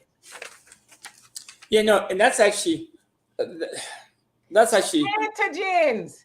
Yes. Thank you. How you doing? Antigens. I probably got those too. I mean, I'm assuming they got it from me, but I don't know. That's a painful thing. But money does talk, and of course, I love helping people. So when they go together, it's a really wonderful thing. So, but yeah, Morgan has been doing that. She's been doing that for a while. She's low keto with it because I was like, where are you going? She goes, Dad, I'm going to ship some flowers I sold on Instagram. I said, we need to have dinner. We need to talk about this. I know she keeps it on the low, but like, hey, as a kid, you can start a business. There's no age limit to starting your own stuff. And we should buy from each other, right? And if you're going to shop for Louis, do it in France. One is half off. If you got to blow that kind of money, do it over there. It's half between the taxes and everything else, right? Don't buy it here. But for me, really, and this is what I was explaining to them. I said, for me, it's more of being seen with that stuff. Because like, I wouldn't want to be seen with that stuff. Being seen with that stuff, knowing how they feel about us. Like I wouldn't want to be associated, just like they don't want to be associated with me. I don't want to be associated with them. Like, I don't know if Walter's ever told you the story, but Walter, they used to call him Mr. Black Card because he worked for Amex, American Express. Both of them went until they transitioned. But they used to call him Mr. Black Card. Y'all know the Black Card is one of the most coveted credit cards on the planet because the celebrities and the rappers and everybody wanted the card. And he's got quite a few Black cards for celebrities, entertainers, athletes, because American Express is like, we don't care who you are. We don't want y'all to cheapen the value of the card, right? And you had to spend so much money a year to even have it. Was it like $100,000 or something like that on the card? It was $100,000 to get it. Like when I got Kanye his Black Card, it was $100. Then they bumped it up to $250 because more people were getting it, so they raised the bar. Now it's, I don't even know. I'm trying to get one for Kanye's manager, and they won't even tell me what the limit is. But yeah, they raised it because what was happening was, and I can tell you when they went. Nelly did the tip drill video, and he pays for the booty with American Express card. They were hot, like beyond hot. And then Puffy used it to buy the bar. They started waving it, and so they don't. They protect the brand. I remember when I handed Kanye his card on stage, I got a call. I was like, "Hey, that's not what the card is. Don't be handing it to people on camera. This is an exquisite card for exquisite people." We gave him the card, but like. Not for that reason. So yeah, they protect their brand. And American Express, one of the reasons I like dealing with them is that, their CEO, Ken Chenault, is a brother for a long, long time. I mean, a brother ran American Express before it was popular. I'm talking chairman and CEO of American Express, Ken Chenault. I'm talking in the 90s ran American Express and did what he felt like doing with the company. No questions asked. Same with Xerox CEO, sister girl. I think she retired. So, And I and want then to say this about Louis. It is said that Louis actually, and it's an old brand, actually stole the design from the continent, which that wouldn't be a surprise, right? Like I forget which tribe it actually was, but that design actually belongs to them. So not surprising that they steal everything from us, right? Um, and Maxwell says those anti-black designers get none of my money, but yeah, they actually get a lot of, not ours, but a lot of black dollars, because we just want to have it, right? Like we just want everybody to know we got it, and I could afford it even though we can't. And Walter actually, I remember a long time ago when it's because Louboutin has been out for a while, but when they became really popular, the red bottom shoes, you'd see everybody with the shoes, and anybody who's ever had a pair that I've spoken to, because I haven't had a pair, said they hurt your feet like hell, like they're the most uncomfortable shoe. And even Christian Louboutin, the owner of the designer of the shoe, he says, yeah, they hurt your feet, but it's a signature, right? You want people to see you wearing the shoe or whatever. I forgot where I was even going with that because you it's know they do hurt your feet. My girl had a pair of them. She wear them for like 25, 30 minutes because they do hurt your feet. But and there's nothing wrong with buying designer stuff. Just don't do it with the rent money.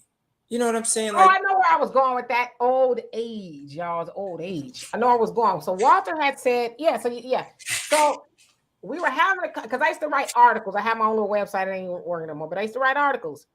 And he said he gave me some advice. He says, if you're not making at least $600,000 a year, you should not be buying $600 pair of shoes. But unfortunately, people who are making far less than that go off and buy these designer things, and it's like, but what do you have in the bank? Most people got the purse costs more than what's in the purse or what's in the bank account. So it's like you have to use some economical sense. Why are you having these high-end things or big giant car note and your income doesn't justify you having that? Like to buy a new car now. I don't know if you guys bought a new car now or looked at a new car. First of all, the interest rate is stupid high. What is like 8% or so on the low end? And it's expensive to buy a car. So unless you can afford that, like really afford it, not worry about making a payment, you probably shouldn't be having a new car. And the POP says, D, how can my wife and I promote our eBay store with you? Walter, I mean, you know, I've had this conversation with her. Like, you you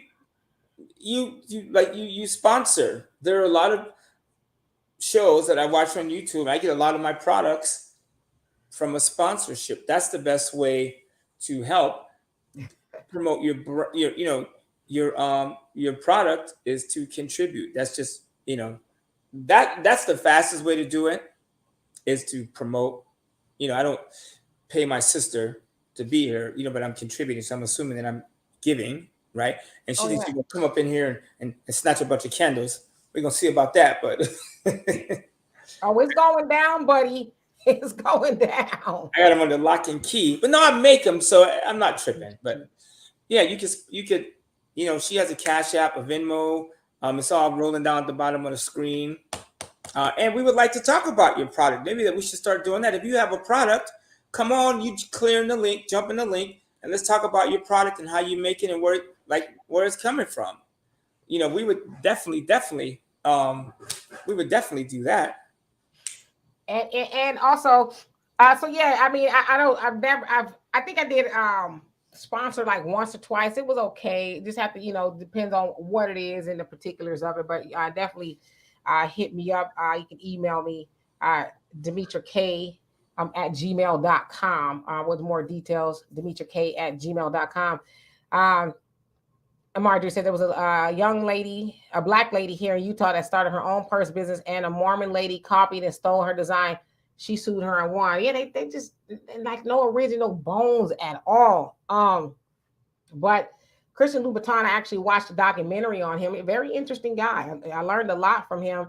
And he says people would ask him all the time because y'all know when Payless was up and running. Don't act like y'all ain't never been to Payless and got no shoes. He said people would ask him, would you ever consider doing a low budget kind of red bottom? He says, oh, absolutely not. Absolutely not. He said, I make my shoes, for people who can afford them. He said, that's who I make them for. If you can't afford them, then they're just not for you. But he says, I would never cheapen my brand, and because that means I'm cheapening myself. And I was like, you know what? As jacked up as that is, he is right. And then as he was talking, and I got this from him, I ain't gonna lie to kick it. He says, I love me. He says, I wake up every morning and I kiss myself. And I said, you know what? He owned to something. But he's like, it's about money, but it's not really about money, because he says, I like that everybody cannot afford these shoes. Now, if you know anything about those shoes, I think on the very low end, they're like $600 and up. I don't know. Maybe you can get some for cheaper. I don't know. But they're quite a pricey shoe that you can't walk in. As OG Patrice said, it hurt her feet. And a lot of people have said that. So I like comfort nowadays. Arneva says, I wouldn't buy them with passive income. Exactly. And Easy says, but materialism is popular. Yeah, we like everybody seeing us with the double G's and the LV and all the whatever else is out there, right? Notorious Hebrew says, my feet are flat and wide. I have no use for high heels. I'll take sandals for 1,000, Alex. I like high heels. I can't wear them like I used to, though. I used to wear them pretty high. Now I'm like, okay, come on down 2 inches. But I do like them, especially when I go somewhere. Only Pamela's Way says, no, I'm waiting until they're gonna want to give them away. Yeah, some things they never gonna do, right? Yeah, he's not giving away those shoes, and I can tell you why they don't. There's a really good book called Contagious that Nipsey Hussle, actually one of my friends gave him the book. Didn't I give it to you? You might have given it to me, but I bought it off Amazon too, so maybe I have two. But Nipsey, his mixtape, he raised the price so high that people were like, what the hell? So now he's got this $100 mixtape. He sells 1,000 of. He's got $100,000 from this mixtape. Now he's got money to move, start his company, Marathon. It's just from that. But because it was so high, people are like, whoa, I got to have it. That's the reason why designer brands don't drop their prices, because it will, like there was this thing, I can't remember. It was, what was it? Some hamburger that was like $300. I think it's in the book or somewhere like that. And everybody wanted this hamburger because it was $300. And if you go to Nurserat, the Salt Bay, and I don't think I'll ever go back there again. That was just a waste of money. The tomahawk was the business. But these hamburgers were $300-400. And everybody had one because they were like, oh, I got to try this. It was a gold-plated hamburger at Nurserat, the Salt Bay guy. And everybody had one on the table. A $300-400 hamburger. It might have been more than that, but everyone had one on the table. It was insane for a gold-plated hamburger that you were going to eat. He went out of business recently. Who? Salt Bay. Really? That restaurant was, last time I went to that restaurant, it's right next to Spago in Beverly Hills. That place was packed. So they must have did some crooked stuff, because that place, the place in LA was packed. I don't know about the rest of them, but this one next to Spago, Wolfgang Puck, is off the chains. But the point I'm making is the hamburger's so expensive, everybody wanted to taste it. How you doing? Don't make money. Don't make. How you doing? Email me. DimitraK at gmail.com. DimitraK@gmail.com. I was gonna say something before Brother Don came on here. I don't remember what it was, but anyway, how you doing, dear brother? I was gonna say yes. I love me a New Balance. I like to work out in those, so yes. Is New Balance black owned? It ain't, but they ain't did no shenanigans just yet. Y'all know I got some black owned tennis shoes, so I do spend money with black owned tennis shoes. The company that I got, Arbana, they went out of business, I guess probably for obvious reasons, but I got 2 pair. Plus I have a pair of Yeezys. Even though I know he was under Adidas, but I do have a pair. And I need to look in Saya, is it? I think that's a black owned shoe company. So, you know, when I'm looking to buying some more tennis shoes, I'll look into them. But how you doing, Brother Don? Shit is too thick. I am doing well. Can you hear me okay? Yes, we hear you. Okay. I was just wanted to come on and say hi and tell you you don't know what you're missing. I finally set this up, and so we need to talk about it because it's all kind of great stuff, and definitely an accomplishment, definitely an I, accomplishment. And, I have it right here. My daughter is supposed to be setting it up for me. what's that? I think we're getting a little bit. Can you hear me now? Mm-hmm. Yes, Yes. I have it. Brother Don bought me a podcast studio. My daughter's supposed to be setting it up. She's gonna make me, come out of my geriatric state of mind and have to do it myself. That's what I said. We'll chat. There's a couple pieces depending on what you got, your equipment. And I can help you get those so you can hook it up and you can have all kind of good entertainment time on your show. Absolutely. Yeah, we all need that, Hey, man. it is Send us a speaking link. of, this is the money show, so it is all about the money. Yeah, we'll cut Man, the check, man. we just lost out on a great deal, beachfront property that we were going to develop, but it's sometimes difficult to work with our folks. So it is what it is, but you don't lose hope. You pick up, you find the right-minded people, and you come together in community and you make it happen. Where's this property at? Is it going or just fluttering? And Kikamboni, Tanzania. Oh, beachfront, huh? That sounds nice. Yeah. And so we had some definite plans, and it was a fair amount of acreage. So, but we'll see. There's going to be next. Maybe you and I chit chat about some of the plans that we have, and you're a real estate guy, so it might look interesting to you, especially with the economic outlook in various different key countries on the continent. Yeah, in Africa, they're gonna need some help soon. It's funny. One of my friends, she's actually a white girl. She's taking a bunch of her white friends, and they're going to Ethiopia for like a month. And she's raving about how beautiful Ethiopia is. She can't wait to go back to the motherland. And I was checking her for braids and shit, but she was going on and on. She was like giving me all this history about Ethiopia and da da da da da. But she was saying they're in need of help. They're like the resources. It's crazy on there. It's crazy. They can't stand us, but they can't stay away from us. Madness. Yeah, I mean, I'm like, all y'all going over there together? She's like, we cannot wait. And that's crazy part though. They going over there in droves, like literally, it's a thing now. Like they're going over there, they're like moving and living there, and we're like, well, I'm gonna stay here, but I guess maybe if enough of them go over there, I don't know. I know she says to me, no, they're going over there. They're going over there because they understand what time it is. That's why they're going.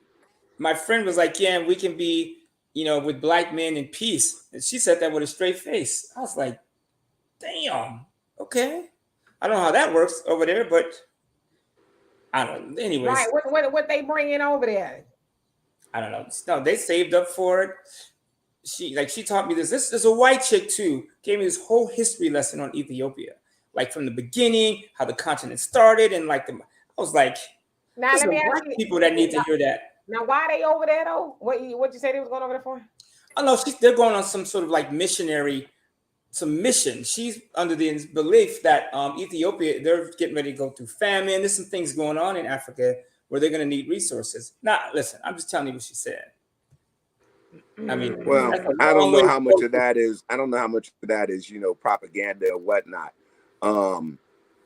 The reality is, we know about the resources and so forth, and we know about the development that's going on over there. What we don't know about is us needing to go over there and get our feet in that soil and assist with the development of it, building. Because you've got folks from here that's going over there and talking about it's a great place to buy property, and you really need to look into this. So That's Yeah, true. that should tell you what time it is. Yeah, Ethiopia, from a correct, is, I mean, I got a map behind me, is on the coast. It's not, I mean, I have friends from Ethiopia and they go on and on about how beautiful Ethiopia is. I mean, I have some Ethiopian women in my life. These women can't cross the street. They so fine. But Well, no, now we're looking at Kenya as well, and the idea is to kind of understand things first. We had a different plan before, but kind of understand things first, and then began building, because at some point in time we will be doing real estate development. yeah, That's one of our objectives, and so we've we got a should, methodology on how to do it. I mean, we should do it. And it should just be organized, because I hear people saying, let's go to Africa, but how we go there, and it's funny, I want to answer one of these comments. Someone says, how does she take off? Who gets a month paid off? Somebody that saved up to take a month off. And that's kind of the whole premise of what I teach people, is save up money, and then you got options. Yeah, like you could take off for a month. It might take you 3 to 6 months of really digging deep and saving, but you can't do that. Imagine if, and she's not going over there to gentrify. She don't want to live there. She really believes in missionary work, and there's a lot of people that go to Africa for missionary work. I'm not talking about just We Are the World, USA for Africa. There's a lot of people that do go over there. They want to help. Remember that CARES one? But what if we? And I'm not going to get stuck on going over there first before we take care of ourselves. But what if we just pooled a little money and then we went over there? That would make sense. Yeah, I'm gonna give you a call. We're gonna have to talk, and I'll probably have one of my associates on with us. It got too hot, Demetra. Honeydew crazy. Talk about, I hope she get over there and find the teeny weeny.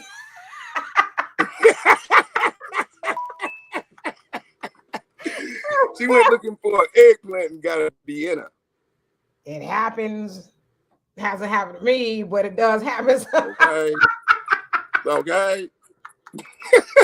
But yeah, I started playing with this. I got the other parts and started playing with it, and I really enjoyed it. You know what I mean? I'm gonna have her hook it up, because she was supposed to have been did it some months ago when you sent it, but I'm gonna have her hook it up. You're on mute. Yeah, I had to. I was looking at something, going, "Why is this not doing what I wanted to do?" But I'm still getting acclimated to the whole thing. Yeah, wait till I start working with the other systems, but they'll be great. But at any rate, yeah, it's pretty much, all I came on to say. It's like we have to. Things are changing in America, and things are changing rapidly in America.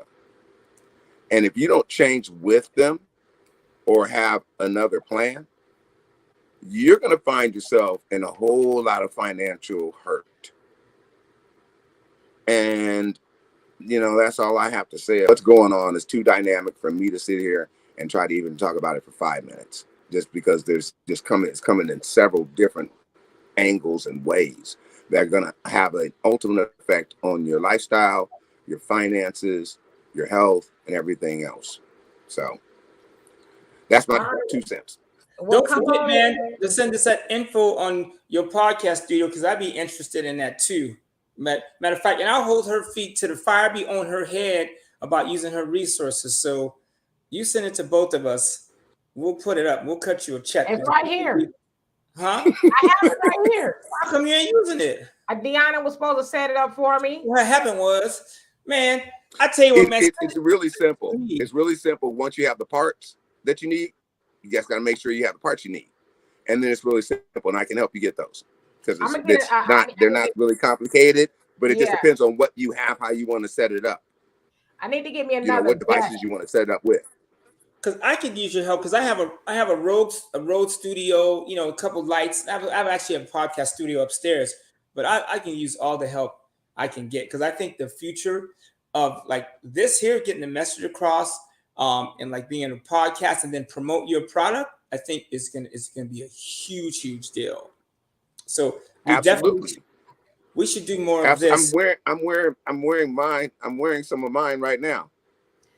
Brother You know, John, on my what's your head and on my back. podcast? They want to know what your podcast is. Oh, I haven't jumped the podcast off yet. Working on some other things.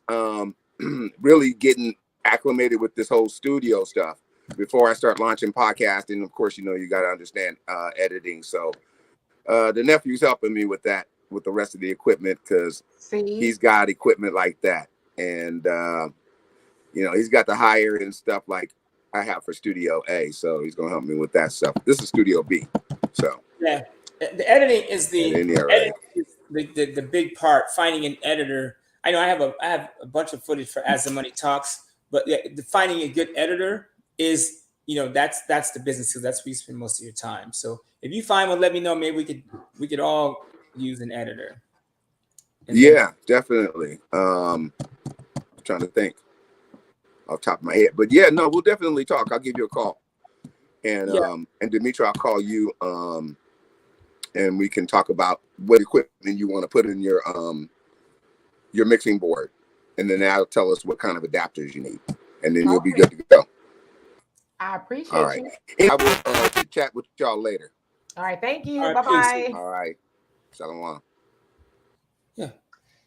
Here's something I want to say. I'm gonna try and do this delicately. Okay, think 5 times before you speak. I've thought about it for the last 5 minutes. You guys, we have to get to the point sometimes where we can take a good situation and let it just be that. Not everybody is out to get the black man. There are actually, believe it or not, some people that are willing to help us regardless of how it's being done. I know as a young black man in finance, I've had people of all color races come to me and try and help me because I'm a black man. The company I used to work for, World Financial Group, I don't work with them anymore. But Monty Holmes, he is one of the founders of the company. Nice guy, white guy. Matter of fact, I have his, well, they painted my house, but I had his quote up on my wall for the longest time. And he said to me, Walter, and he said this before, we want to help. And he was trying to be delicate. You know how it is. You're talking to us. You can't really, you know, you got to say things a certain way. He goes, how do we help your people? We have black commercials. We have black outreach. Hey. Like, how do we? How much, dear Negro, how much money do you want? That's how they help. How much can I make this check out to me? Matter of fact, give me a money. No, he's not talking about donations. He's talking about, no. We're missing the point, and we're getting off again. I'm saying his point was, and I've had many people say this to me, how do we help you? Like, I told you about the whole, when I was in the room and all those old white dudes, and they were like, Walter, we let you in the room. One, you're black. We want to give back. How do we help your people? I mean, these guys had nothing to gain from me. It wasn't like I brought money or clients. I'm in the room with these old, stodgy CPAs and accountants. Matter of fact, most of my knowledge from estate planning and the shit you saw me do, I learned from that room, from meeting with them at lunch on a weekly basis. So the point I'm making is, if somebody is trying to help, why can't we just take the help? Because the last time we took help for, listen, wait, hold on, brother. Okay, I'm not talking about the man and Joe Biden and them. I'm talking about Lisa Ray down the street. Because a lot of times when people say they want to help us, it really means they want to help them. And I get it. Listen, I'm not sitting up here saying I've never been helped by somebody white. Some of the advice that I got, you know, from white people as well. Like I told y'all, one of my good homegirls, which is also Walter's homegirl, Yasmin, she's Mexican, and she's helped me tremendously in my most dire hour. I kid you not. So I'm never going to begrudge anybody else. Now I'm going to talk about white people. You want to help? Listen, y'all got all this advice and stuff. We want to help you. And then you said something I don't think you realize you said. You said he's like we let you in the room. Why you? The fact that you let me. Okay. Oh, wait, hold on. I know where you're going with this. Wait. Because But when I know, but wait, don't take me down that path. That's not where they were going with that. Don't do that. I know, but listen. I hear what you're saying. You not, because you keep cutting me off. All right, finish. But I'm saying, and I know it's probably like maybe a Freudian slip. We let you in the room, but it's also that other part of, well, was I being kept out of the room? And I'm not saying that's true for them, but it's normally true for us as Black people when it comes to them. And so when you hear white people say, like Imani Holmes is, y'all look him up, he's a very wealthy man, okay? And Walter does know him, okay? But when you hear those people say, oh, how can we help you Negroes? Well, you want it, because let one of them ask me. Okay. You willing to write a check?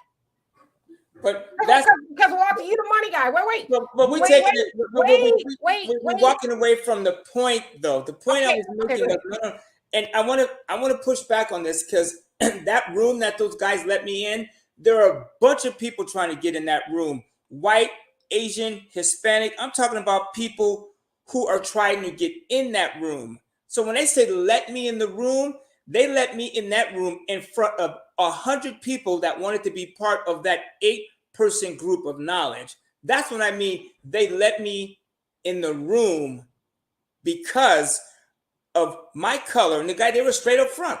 We don't have any young Black people in our groups. We want to do our part. Now, whatever reason they let me in the room and whatever they said is what they said. But for me sitting in that room once a week with all that knowledge, I've helped thousands of Black people financially with their estate, their stock bonds, their taxes, setting up charitable remainder trust, and doing things for Black people.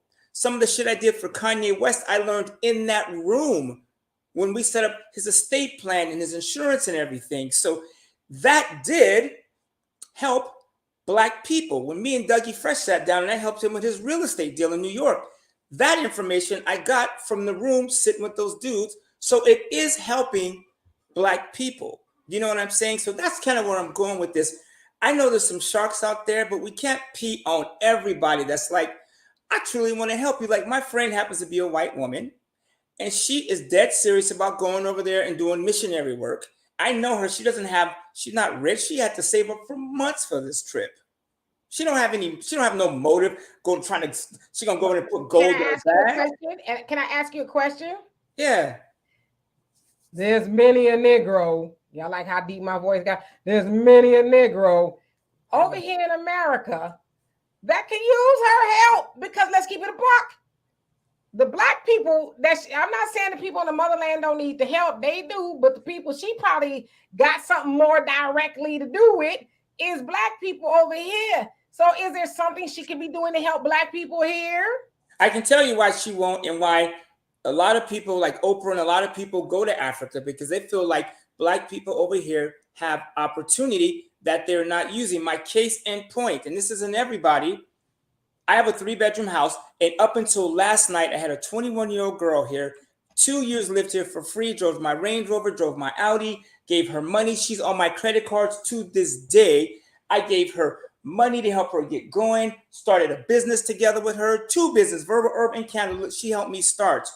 Gave her everything. And the last thing me and her talked about is how hard it is for a Black woman in America when this chick is driving what was a brand new $100,000 truck in a 160-mile-an-hour car and doing music and laying up in this house cold chilling.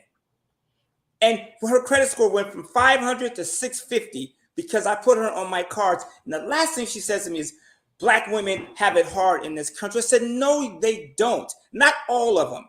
You are a Black woman and you have a man that's not boning you, trying to sleep with you. And you met Asia. You met her. We consider her family. But she feels like she isn't being helped enough. And I'm like, what else? So I think a lot of people have that impression over Black people in this country. Me and you talked about this. The Black people in America have it better than most of the Black people in Africa, based on what I see and what I know from my friends that have went back and forth to Africa, what they've seen and come back and said, oh no, we need to go there and help these people. Because as a Black man, you can start a business from scratch and turn it into an empire. That is kind of where I think a lot of them feel, and I kind of feel the same way. Like I had 3 Black dudes knock on my door. They're gonna be back in 14 minutes. I don't know what they're selling, but I was like, yo, y'all brothers come in, we can break bread. I got something I can talk to you about, and you can tell me whatever you guys are selling. That I appreciate. In Africa, a lot of people don't have that. They can't, be in Mexico or wherever. They don't have it like we do in America. If you are a Black man or woman with all your physical senses and you have money in your bank account and you can make it grow, in my opinion, you don't have an excuse not to do stuff. And I think that is a lot of people, and I don't normally agree with Oprah, but that I think was her premise too, is why she built the schools in Africa versus doing them all here. Maybe I'm wrong, but it's just an opinion. Don't make it right. It's just my opinion. I yield my time. Well, thank you. I'm just reading y'all comments. Fast and Feeling says, "Nah, sorry, man. Oprah went to Africa to avoid helping Blacks in America, and in turn, enraging her enraging her white base. Let's keep it real. Yeah, and um, Oprah and her school got in a lot of trouble too because they were molesting the children. Not Oprah, I don't think she was, but the people there were She is doing. close to a lot of pedophiles, Harvey, and I don't know, who knows, but that's a whole nother podcast. I digress. Yeah. So anyway, But what I said, is any of it true? Is any of what I just said true? And because I slept on your couch in 2000, what was that, 8 or 9, when my business collapsed. mm-hmm. So I remember me and Laura sleeping on your couch. I remember them coming to repossess my Tahoe. I remember that stuff like yesterday, like being like with no car on my sister's couch, like all that stuff with 6 kids and an ex-wife that's trying to get me to give her $8,000 a month in child support. I remember I was selling Herbalife. I still own Herbalife, man, at Gmail. You can buy it for a small fee.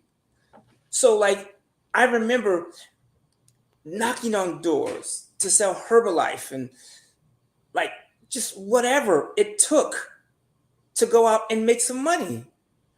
Right now, Black people, you can go start a Shopify account. The young lady that just bought this candle, which I appreciate it. I'm gonna send this to you. I'm gonna ship it myself since my assistant is no longer with us. She no here no more. Moweepa Taylor, I'm gonna send this to you myself. I'm gonna package it and everything. But anyone could start something. You guys just watch me pour candle wax on myself. I'm still rubbing that shit. It's all over the place. It's gonna take me forever to get it off.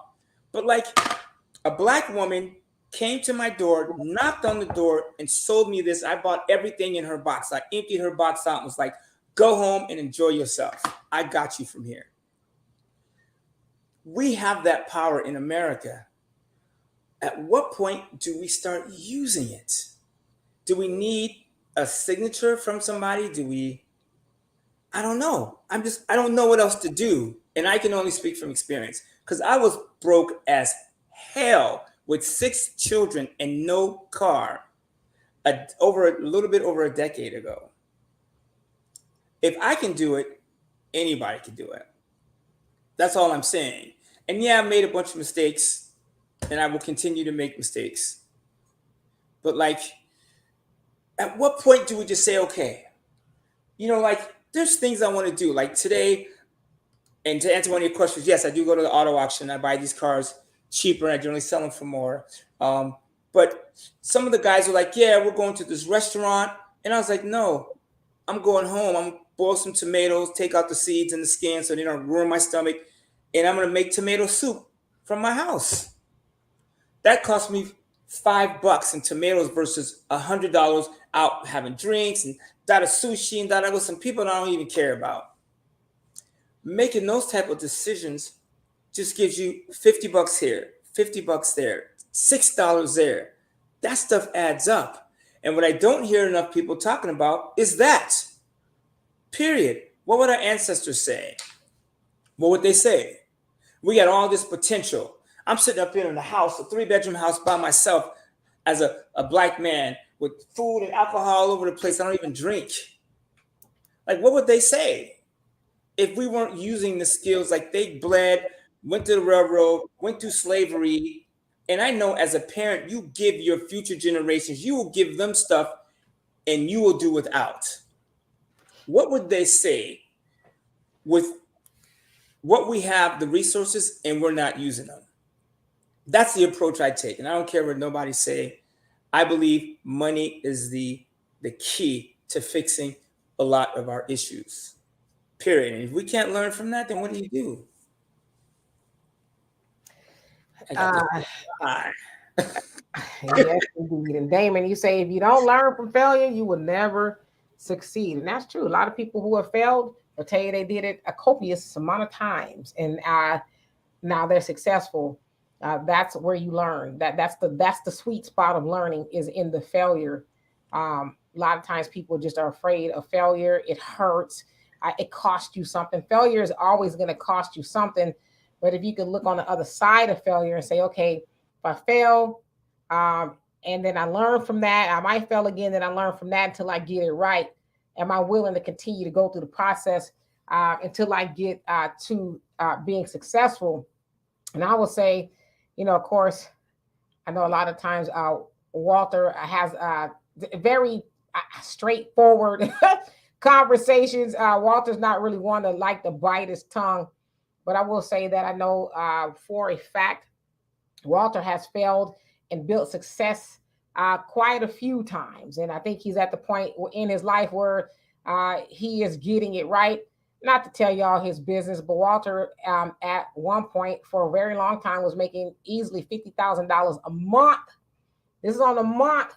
I mean, money was, really no object to some degree. It's a lot of money, especially back then. But, he lost that too. The other thing I will say about Walter is, I know some people question his black powerness, if you will. But I will say Walter is probably one of the few people, and I can say this about Donovan too, because I do read the comments, y'all. I read the comments. I'll say this about Donovan too. I know he says some things that are kind of very eyebrow raising, but I will tell y'all now, Walter and Donovan are one of the few people I know that puts their money where their mouth is, and that they do help our people. They just don't always talk about it. Donovan, he comes off as a D-bag a lot, but I do know for a fact that Donovan every year sponsors a scholarship for a black girl going to college out of his own pocket. Donovan doesn't talk about that. Donovan will see a black homeless woman on the street and he'll take her and buy her what she needs. Even if it's a nice tent, he'll help her set it up or whatever. The case, obviously you're not going to bring, people in your house that you don't know, but I know that he would stop by and say, hey, you good? You got what you need? So I know on the surface on here, and that's the one thing I kind of hate about the internet too, is you don't really get a true sense. You do kind of, but you don't get a true sense of who people really are. But the thing about philanthropy is you're not supposed to tell people about it. Now, I am, probably out of line for doing that. But I do know that a lot of times, especially on here, people say a lot of stuff. Oh, I'm doing this and I'm doing that. But it's like, can you back any of that up? Are you really doing any of that? And a lot of people we watch on the internet, they're not doing a lot of that. So what I'm saying is, I know a lot of times we don't agree with each other. And that's fine. That's what a conversation is about, right? It's how you disagree. But the other thing is we have to start measuring what people are actually doing opposed to what they are actually saying, if that makes any sense. Yeah, and we have to just be not to cut you off. And Asia, y'all have seen Asia on here a few times. I know Walter and her, I hope that they still stay in contact because she was like the family. But Walter met her. She came to rented a room, Airbnb, and she was doing bad financially, and she just ended up staying. And I will tell you, Walter helped take good care of her, put her on his credit. Him and his girlfriend put her on the credit. You know, she had access to the cars and went on vacations and with the family, all kind of stuff. So he didn't know that girl from a hole in the wall, but he understood that she was in dire straits. And him and his girlfriend, you know, they took her in, and they would even joke amongst each other, she's our child. And she was sleeping in her car. She would go to her car and get her change of clothes and come in and me and my girlfriend would fight about her. She walked out the house one day half naked. My girlfriend's like, where the hell is she going dressed like that? And we fought about it all. And I was like, I don't control that child. She's like, well, she's here. You need to tell. I'm like, I ain't fighting about this chick. So don't tell me people ain't trying to help, because I bet you there's a million people who are getting that kind of help. They just, I don't know. I don't even have an answer for it. It blows me away. Makes you want to tip the vodka bottle up high and just hold it for a second. And I know that bothers you, you know, that I don't know if you put her out, she left, y'all had a No, I didn't. Of course, I didn't put her out. She put because right. I'm leaving. I was like, enjoy your life. And I'm going to IKEA to decorate that bedroom from Airbnb tonight. And the crazy part is she'll probably come back, because this ain't the first time she left. No, she left on vacation. This time she left for the attitude. I'm going to IKEA when we leave. I'm reading y'all comments. I'm laughing. But yeah, so yeah, Brother Samuel, Walter and Donovan, you know, they both have big hearts. Donovan is a softie, and you know, y'all have heard him talk about it before. Donovan's had to take a whole bunch of sisters to court even recently, and he didn't want to. But I was like, no, they owe you a bunch of money. They said they was gonna pay it back to you. I ain't talking about no $5, $10, $50. I'm talking about thousands of dollars. Oh my gosh, I'm having such an emergency in life. And he's like, great, I'll loan it to you, but I'm gonna need you to sign on the dotted line, the particulars, and need everything. You're gonna pay it back. Of course, they ain't pay it back. And he's recently there's a sister out here. I'm waiting for him to give me the paperwork so I can, you know, serve it on her bank. And, you know, they can levy your bank account. He did not want to do it. But the point that I'm making is that's who Donovan is. Donovan, I mean, I can't tell you how many people have moved into that brother's house rent free. When I say rent free, I mean rent free, because Donovan is like, I don't want nobody paying me because my house is paid off and all that. I don't want nobody paying no bills up here. He says, because whether you here or not, I'm going to pay the bills. And I don't want you talking about you, my roommate. You here, I'm helping you get on your feet. But most people who have left in a bad way. And he's like, what Demetra, what did I do? All I do is try to help people. I said, that's sometimes the problem. You can't help everybody. But I know he said he ain't going to do it no more, but there'll be somebody else. Hey, I need a place to stay. He won't want to do it because he has a big heart. He'll do it. Tell him don't. I'm not. I'm done. Because, and one thing I said to her, I said, listen, if you fight and argue with somebody that is below you socially, economically, mentally, if you argue with them, you meet in the middle. And I said, me sitting in here arguing with you is bringing me down to the middle. I told you, like, we had a conversation. I said, I tell you what, because she's knocking on doors. You know, she's a cute girl. She got a little, you know, shorts on, a little halter top. I was like, you know what? Here's what I would do. Maybe we can get you a lit t-shirt, a calendar shirt representing the company. And then what you do, instead of knocking on one door, having to knocking on 20 doors to sell 2 candles, why don't you put on a shirt with our name on it and walk into an office building where there's 30 women, and then they could come up and buy candles, and then you hit the block and you come back to that business park once a month, and you let them know you come, you give them a card.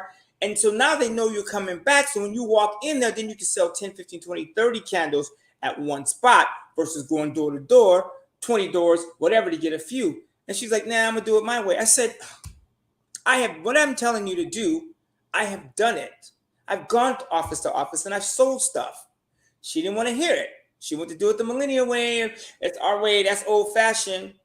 And poof, that's the end of it.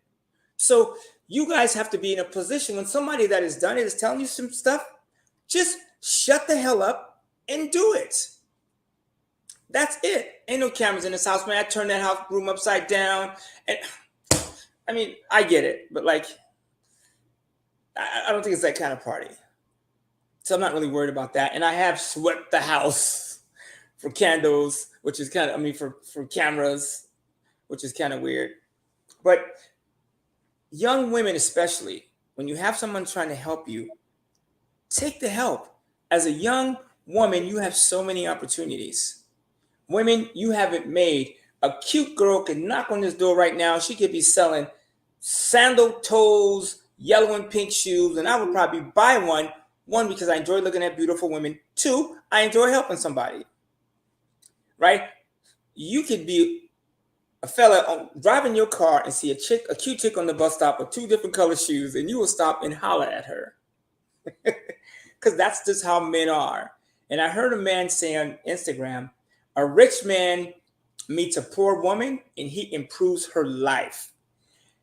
A rich woman won't even talk to a poor dude. Just think about that for a second.